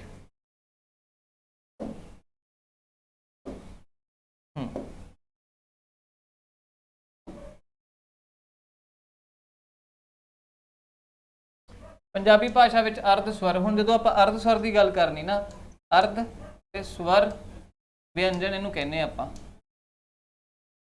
य ਐਂਡ ਵ। ਜਦੋਂ ਆਪਾਂ ਇਹਨਾਂ ਨੂੰ ਬੋਲ ਕੇ ਦੇਖਾਂਗੇ ਨਾ ਤੇ ਸਾਨੂੰ ਪਤਾ ਸਵਰ ਕੀ ਹੁੰਦੇ ਆ। ਸਵਰ ਉਹ ਸਾਡੇ ਕੋਲ ਬੱਚਿਓ ਵਰਨ ਹੁੰਦੇ ਨੇ ਜਾਂ ਅੱਖਰ ਹੁੰਦੇ ਨੇ ਜਿਨ੍ਹਾਂ ਦੀ ਆਵਾਜ਼ ਬਿਨਾਂ ਰੋਕ ਟੋਕ ਤੋਂ ਆਉਂਦੀ, ਉਹਨੂੰ ਆਪਾਂ ਸਵਰ ਕਹਿੰਦੇ ਆ। ਤੇ ਵਿਅੰਜਨ ਕੀ ਹੁੰਦੇ ਆ? ਵਿਅੰਜਨ ਉਹ ਹੁੰਦੇ ਨੇ ਜਿਨ੍ਹਾਂ ਦੀ ਆਵਾਜ਼ ਰੁਕ ਕੇ ਆਵੇ, ਕੱਕਾ, ਖੱਖਾ, ਰੁਕਾਵਟ ਪੈਦਾ ਹੋ ਕੇ ਆਵੇ, ਉਹਨੂੰ ਆਪਾਂ ਵਿਅੰਜਨ ਕਹਿੰਦੇ। ਸਿੰਪਲ ਜੀ ਗੱਲ। ਤੇ ਅਰਧ ਸਵਰ ਵਿਅੰਜਨ ਦਾ ਮਤਲਬ ਕਿ ਕੁਛ ਭਾਗ 50% ਹੈ ਨਾ, 50% ਇਹਦਾ ਤੇ 50% ਉਹਦਾ, ਇਸ ਹਿਸਾਬ ਦੇ ਨਾਲ ਚੱਲੂਗਾ। य ਐਂਡ ਵ ਤਾਂ ਕਿੰਨੇ ਹੁੰਦੇ ਆ? ਸਾਡੇ ਕੋਲ 2 ਹੁੰਦੇ ਆ। ਇਹ ਆਪਸ਼ਨ ਬਿਲਕੁਲ ਸਹੀ। ਨੈਕਸਟ ਸਵਾਲ ਤੁਹਾਡੀ ਸਕਰੀਨ ਦੇ ਉੱਪਰ। ਪੰਜਾਬੀ ਭਾਸ਼ਾ ਵਿੱਚ ਕਿੰਨੇ ਵਿਅੰਜਨ ਹੁੰਦੇ ਹਨ? ਇਹ ਸਾਰਿਆਂ ਨੂੰ ਆਉਂਦਾ ਵੀ ਆ, ਬਹੁਤ ਕਨਫਿਊਜ਼ ਵੀ ਕਰਦੇ ਨੇ, ਇਸ ਨੂੰ ਲੈ ਕੇ ਕਨਫਿਊਜ਼ਨ ਹੈਗੀ ਆ, ਤੇ ਬਹੁਤ ਸਾਨੂੰ ਐਜੂਕੇਟਰ ਵੀ ਕਨਫਿਊਜ਼ ਕਰਦੇ ਆ। ਆਓ ਉਹਦੀ ਗੱਲ ਕਰਦੇ ਆ, ਧਿਆਨ ਨਾਲ ਸੁਣੋ ਇੱਕ ਵਾਰੀ। ਜਦੋਂ ਆਪਾਂ ਵਰਨਮਾਲਾ ਦੀ ਗੱਲ ਕਰਦੇ ਆ ਨਾ, ਤੇ ਵਰਨਮਾਲਾ ਦੇ ਵਿੱਚ ਅਜੋਕੇ ਸਮੇਂ ਦੇ ਵਿੱਚ ਸਾਡੇ ਕੋਲ 41 ਅੱਖਰ ਨੇ। ਇਹਦੇ ਵਿੱਚੋਂ ਸਾਡੇ ਕੋਲ 3 ਜਿਹੜੇ ਸਾਡੇ ਕੋਲ ਸਵਰ ਨੇ ਤੇ 38 ਜਿੰਨੇ ਨੇ ਵਿਅੰਜਨ ਨੇ, ਠੀਕ ਹੈ ਜੀ। 3 ਸਵਰ ਤੇ 38 ਵਿਅੰਜਨ ਤੇ 29 ਸ਼ੁੱਧ ਵਿਅੰਜਨ ਨੇ ਸਾਡੇ ਕੋਲ, ਠੀਕ ਹੈ। ਤੇ ਜਦੋਂ ਅਸੀਂ ਗੱਲ ਕਰਾਂਗੇ ਨਾ, ਫਿਰ ਸਭ ਤੋਂ ਪਹਿਲਾਂ ਜਿਹੜੀ ਸਾਡੀ ਪੰਜਾਬੀ ਸੀ ਉਹਨੂੰ 35 ਅੱਖਰੀ ਕਹਿੰਦੇ ਸੀ। ਕੀ ਕਹਿੰਦੇ ਸੀ? 35 ਅੱਖਰੀ ਦਾ ਨਾਮ ਦਿੱਤਾ ਜਾਂਦਾ ਸੀ, ਠੀਕ ਹੈ।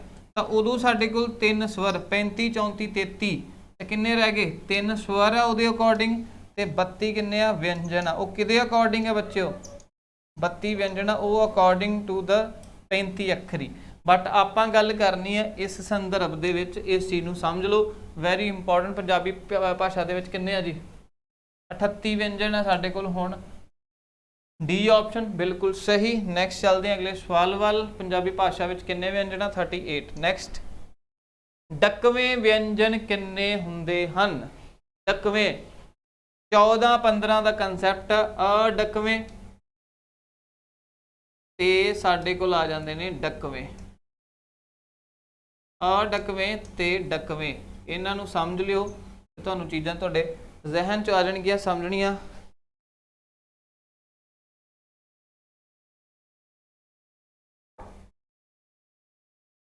ਡਕਵੇਂ ਵਿਅੰਜਨ ਕਿੰਨੇ ਹਨ? 10, 11, 12 ਜਾਂ 15। ਤਾਂ ਇਹਨਾਂ ਨੂੰ ਅਗਰ ਜੇ ਅਸੀਂ ਧਿਆਨ ਚ ਦੇਖੀਏ ਤਾਂ ਸਭ ਤੋਂ ਪਹਿਲੀ ਗੱਲ, ਇਹ ਡਕਵੇਂ ਵਿਅੰਜਨ ਕਿੰਨੇ ਹਨ? 10, 11, 12, 15। ਇਹ ਡੀਪਲੀ ਸਟੱਡੀ ਕਰਾਉਣ ਵਾਲਾ ਹੈ, ਤਾਂ ਕਰਕੇ ਮੈਂ ਸਿਰਫ ਨੰਬਰ ਦੱਸ ਰਿਹਾ ਹਾਂ, ਇਹਨੂੰ ਜ਼ਿਆਦਾ ਮੈਂ ਡਿਫਾਈਨ ਨਹੀਂ ਕਰ ਰਿਹਾ।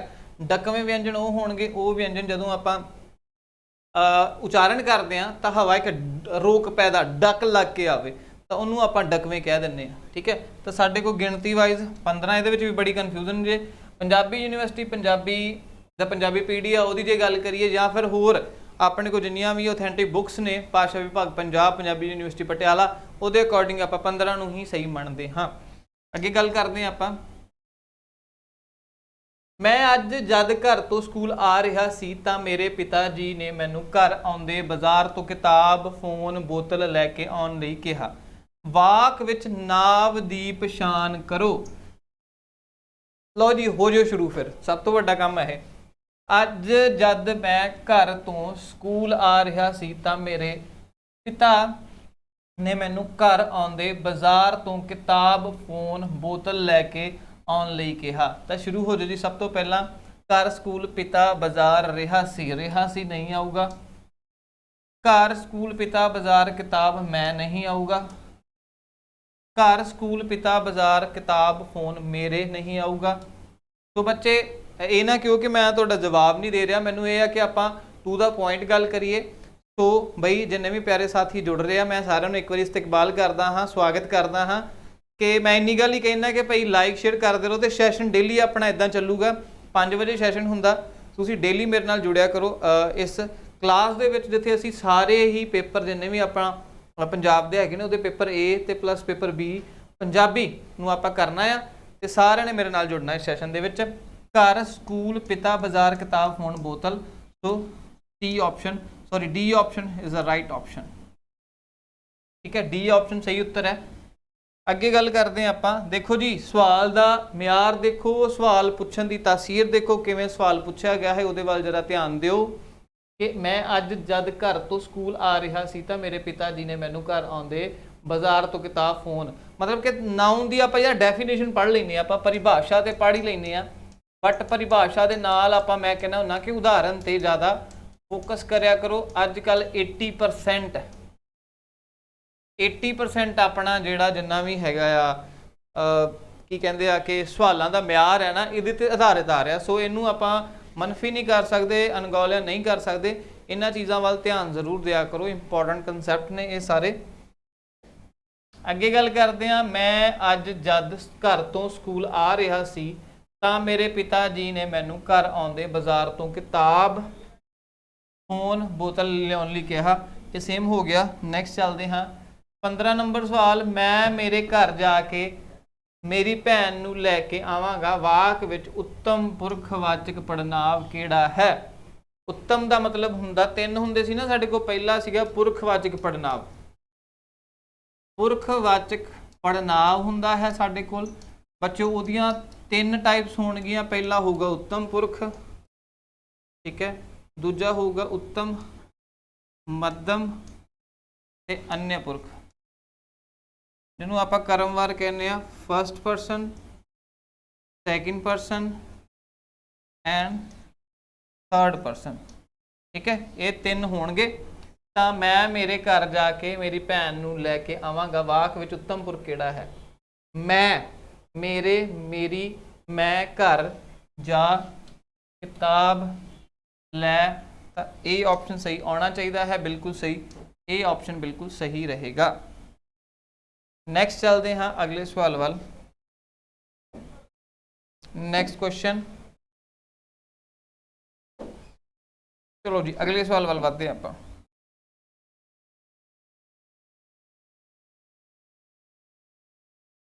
ਹਾਂ, ਆ ਸਹੀ ਉੱਤਰ ਹੈ। ਅੱਗੇ ਚੱਲਦੇ ਹਾਂ ਆਪਾਂ ਨੈਕਸਟ। ਮੈਂ ਆਪ ਜਾ ਕੇ ਆਪਸ ਵਿੱਚ ਲੜ ਰਹੇ ਮੁੰਡਿਆਂ ਨੂੰ ਰੋਕਿਆ। ਵਾਕ ਵਿੱਚ ਆਪ, ਆਪਸ ਸ਼ਬਦ ਕਿਹੜੇ ਪੜ੍ਹਨਾਂਵ ਹਨ? मैं आप जाके आप आपस जा आप जाके आपस ਵਿੱਚ ਲੜ ਰਹੇ ਮੁੰਡਿਆਂ ਨੂੰ ਰੋਕਿਆ।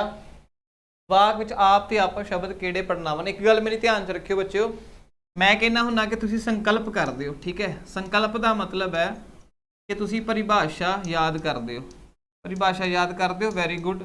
ਨਾਲ ਦੀ ਨਾਲ ਤੁਸੀਂ ਕੀ ਕਰਦੇ ਹੋ, ਪਰਿਭਾਸ਼ਾ ਤੋਂ ਬਾਅਦ ਉਦਾਹਰਨ ਕਰਦੇ ਹੋ। ਤੇ ਮੈਂ ਇੱਕ ਨਵੀਂ ਚੀਜ਼ ਕੱਢੀ ਹੈ, ਉਦਾਹਰਨ ਤੋਂ ਪਹਿਲਾਂ ਤਾਂ ਬਾਅਦ ਦੇ ਵਿੱਚ ਕੀਵਰਡਸ, ਇੱਕ ਲਫ਼ਜ਼ ਹੈ ਕੀਵਰਡਸ।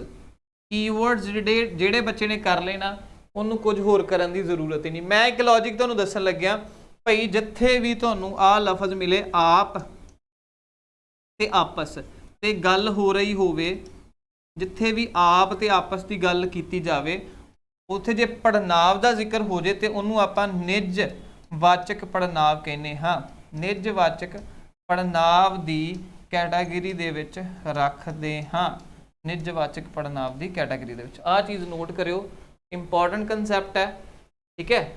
ਉਦਾਹਰਨ ਆਪਸ ਨਿਜਵਾਚਕ ਪੜਨਾਵ। ਨੈਕਸਟ 16 ਨੰਬਰ ਹੋ ਗਿਆ ਪੁਰਖਵਾਚਕ ਪੜਨਾਵ ਹੋ ਗਿਆ, ਨਿਸ਼ਚੈਵਾਚਕ ਨਿਜਵਾਚਕ।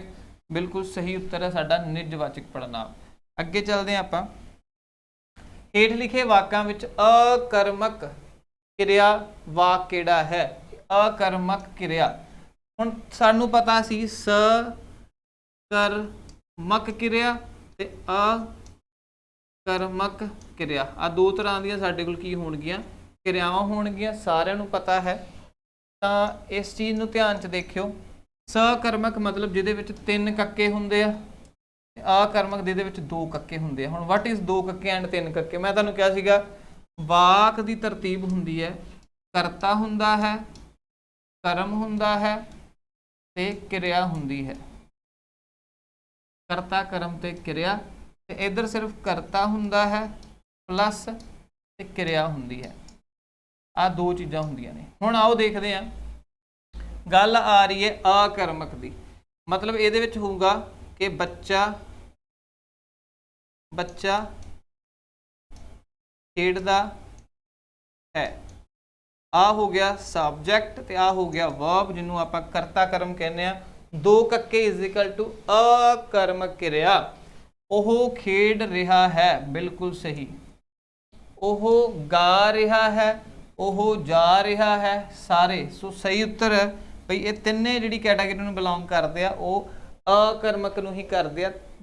3 ਕੱਕੇ ਨੇ ਸਾਡੇ ਕੋਲ, ਤਾਂ ਬਿਲਕੁਲ ਸਹੀ ਉੱਤਰ ਮੰਨਿਆ ਜਾਵੇਗਾ। ਅੱਗੇ 18 ਨੰਬਰ ਸਵਾਲ ਹੈ ਕਿ ਉਹ ਸਕੂਲ ਜਾ ਰਿਹਾ ਹੈ। ਵਾਕ ਵਿੱਚ ਸਕੂਲ ਜਾ ਰਿਹਾ ਕਿਸ ਤਰ੍ਹਾਂ ਦੀ ਕਿਰਿਆ ਹੈ? ਸਕੂਲ ਜਾ ਰਿਹਾ ਹੈ। ਹੁਣ ਦੂਰੀ ਪ੍ਰੇਰਨਾਰਥਕ ਕਿਰਿਆ, ਪ੍ਰੇਰਨਾਰਥਕ ਕਿਰਿਆ, ਸਕਰਮਕ ਤੇ ਅਕਰਮਕ। ਪਹਿਲੀ ਗੱਲ ਮੈਂ ਕਿਹਾ ਕਿ ਉਹ ਜਾ ਰਿਹਾ ਹੈ। ਦੂਜੇ ਪਾਸੇ ਮੈਂ ਕਹਤਾ ਉਹ ਸਕੂਲ ਜਾ ਰਿਹਾ ਹੈ। तो आ चीज़ ध्यान च रखियो। ਉਹ ਕੀ ਹੈ ਸਾਡੇ ਕੋਲ ਸਬਜੈਕਟ ਹੈ, ਜਾ ਰਿਹਾ, ਇਹਨੂੰ ਆਪਾਂ ਵਰਬ ਕੰਸੀਡਰ ਕਰਾਂਗੇ, ਠੀਕ ਹੈ। ਇਹ ਚੀਜ਼ ਧਿਆਨ ਚ ਰੱਖਿਓ। ਹੁਣ ਇਧਰੋਂ ਉਹ ਕੀ ਹੈ, ਮੇਰੇ ਕੋਲ ਸਬਜੈਕਟ ਹੈ, ਸਕੂਲ ਕੀ ਹੈ, ਜਾ ਰਿਹਾ ਕੀ ਹੈ, ਵਰਬ ਹੈ, ਸਬਜੈਕਟ ਐਂਡ ਕਿੱਥੇ ਜਾ ਰਿਹਾ, ਆਬਜੈਕਟ। 3 ਚੀਜ਼ਾਂ ਨੇ, ਤਾਂ ਇਟ ਮੀਨਸ ਕਿ ਉਹ ਸਕੂਲ ਜਾ ਰਿਹਾ ਹੈ, ਤਾਂ ਸਕੂਲ ਜਾ ਰਿਹਾ ਇਹਦੇ ਵਿੱਚ ਆ ਜੂਗੀ ਸਕਰਮਕ ਕਿਰਿਆ ਦੀ ਕੈਟਾਗਰੀ ਦੇ ਵਿੱਚ ਆਉਣੀ ਚਾਹੀਦੀ। ਆਓ ਦੇਖਦੇ ਹਾਂ, ਬਿਲਕੁਲ ਸਹੀ, ਆੜਾ option is the right option. ਅੱਗੇ ਚੱਲਦੇ ਹਾਂ ਆਪਾਂ। 19 ਨੰਬਰ ਦੋਹਰੀ ਪ੍ਰੇਰਨਾਰਥਕ ਕਿਰਿਆ। ਇੱਕ ਹਰੀ ਦੋਹਰੀ ਪ੍ਰੇਰਨਾਰਥਕ ਕਿਰਿਆ, ਧਿਆਨ ਨਾਲ ਦੇਖਿਓ। ਹੁਣ ਪੜ੍ਹਨਾ ਹੈ, ਪੜ੍ਹਾਉਣਾ, ਪੜ੍ਹਵਾਉਣਾ ਜਾਂ ਪੜ੍ਹਨਾ, ਪੜ੍ਹਾਉਣਾ, ਪੜ੍ਹਵਾਉਣਾ। ਕੰਸੈਪਟ ਸੁਣਿਆ ਸੀ ਨਾ, ਏ ਨੇ ਬੀ ਕੋ ਸੀ ਤੋਂ, ਮੈਂ ਪਿਤਾ ਜੀ ਕੋਲੋਂ ਮੈਂ ਪਿਤਾ ਜੀ ਨੂੰ ਕਿਹਾ ਕਿ ਦਰਜੀ ਕੋਲੋਂ ਚੀਜ਼ ਸਵਾ ਦਿਓ, ਹੈ ਨਾ।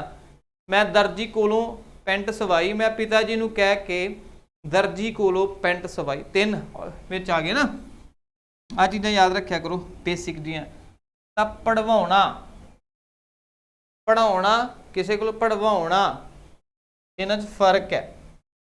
ਨਿਸ਼ਚਿਤ ਸੰਖਿਆਵਾਚਕ ਵਿਸ਼ੇਸ਼ਣ ਦੀ ਗੱਲ ਹੋ ਰਹੀ ਹੈ। ਨਿਸ਼ਚਿਤ ਸੰਖਿਆਵਾਚਕ ਵਿਸ਼ੇਸ਼ਣ ਹੁਣ ਇਹ ਕਿਵੇਂ ਦੇ ਹੋਣਗੇ ਇਹਦੇ ਬਾਰੇ ਵੀ ਗੱਲ ਕਰਦੇ ਹਾਂ।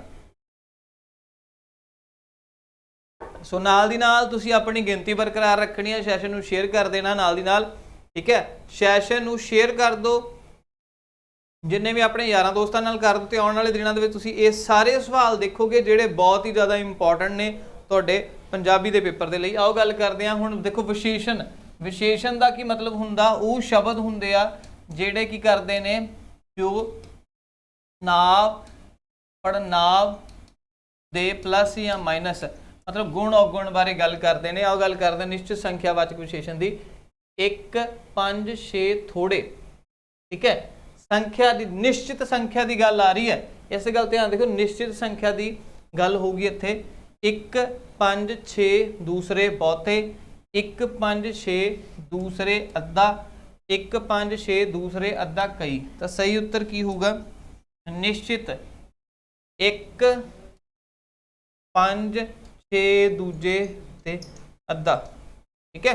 ਤਾਂ ਈਡੀ ਇਹ ਨਿਸ਼ਚਿਤ ਹੈ, ਬਟ ਆਪ ਬਹੁਤੇ ਕਈ ਇਹ ਬੱਚੇ ਅਨਿਸ਼ਚਿਤ ਹੈ, ਕੁਝ ਪਤਾ ਨਹੀਂ ਹੈ, ਨੰਬਰਸ ਨਹੀਂ ਪਤਾ ਨਾ ਆਪਾਂ ਨੂੰ, ਨਿਸ਼ਚਿਤਤਾ ਨਹੀਂ ਹੈਗੀ ਇਹ 'ਚ। ਅੱਗੇ ਆ ਗਿਆ ਅਨਿਸ਼ਚਿਤ ਸੰਖਿਆਵਾਚਕ ਵਿਸ਼ੇਸ਼ਣ ਹਨ। ਅਨਿਸ਼ਚਿਤ ਸੰਖਿਆਵਾਚਕ ਵਿਸ਼ੇਸ਼ਣ 1 5 6 ਥੋੜੇ। ਹੁਣ ਇੱਥੇ ਤਾਂ ਨੰਬਰਸ ਆ ਗਏ ਨਾ, ਇਹ ਵੀ ਨਹੀਂ ਹੋ ਗਿਆ। ਥੋੜੇ ਕਈ ਬਹੁਤੇ 1 5 6 1 ਦੂਸਰੇ ਅੱਧਾ, ਆ ਤਾਂ ਬਿਲਕੁਲ ਨਹੀਂ ਹੈਗਾ। ਇਟ ਮੀਨਸ ਕਿ ਬੀ ਆਪਸ਼ਨ ਬਿਲਕੁਲ सही रहेगा, बी ऑप्शन बिल्कुल सही। कई बहुते थोड़े, थोड़े कई बहुते बिल्कुल सही उत्तर रहेगा। नेक्स्ट, बे अगेतर दा अर्थ की है? बे, हुण बे जिहड़ा है इनू किस कैटागरी दे विच आपां रखांगे, की कहा जाता है बे। और जदों आपां बच्चे गल करदे ना शब्द दी, तां शब्द दी आ ग्राफ समझ लो। शब्द दे विच साडे कोल एक हुंदा मूल शब्द हुंदा है, एक रचित शब्द हुंदा है। रचित दे विच जाके साडे कोल आ जांदे ने समासी शब्द, ठीक है। इहदे च जाके साडे कोल अगेतर पिछेतर आ जांदे ने।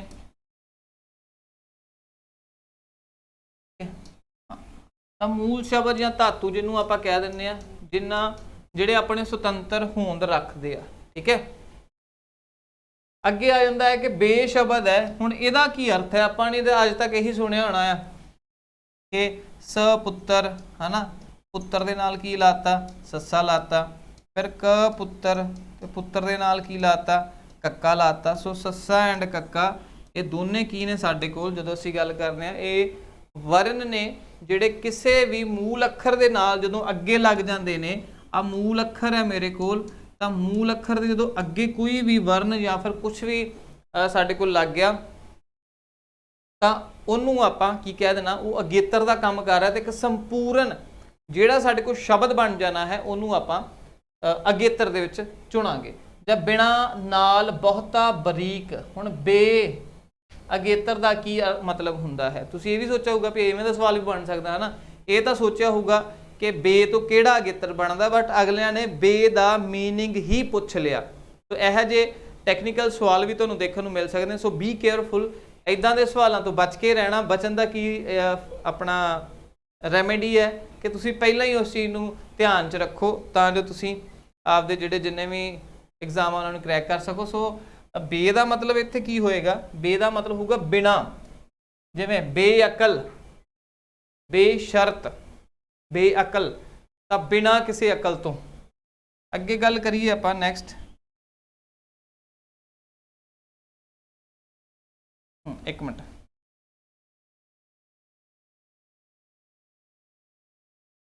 सवाल है साडे कोल 23 नंबर सवाल तुहाडी स्क्रीन दे उपर।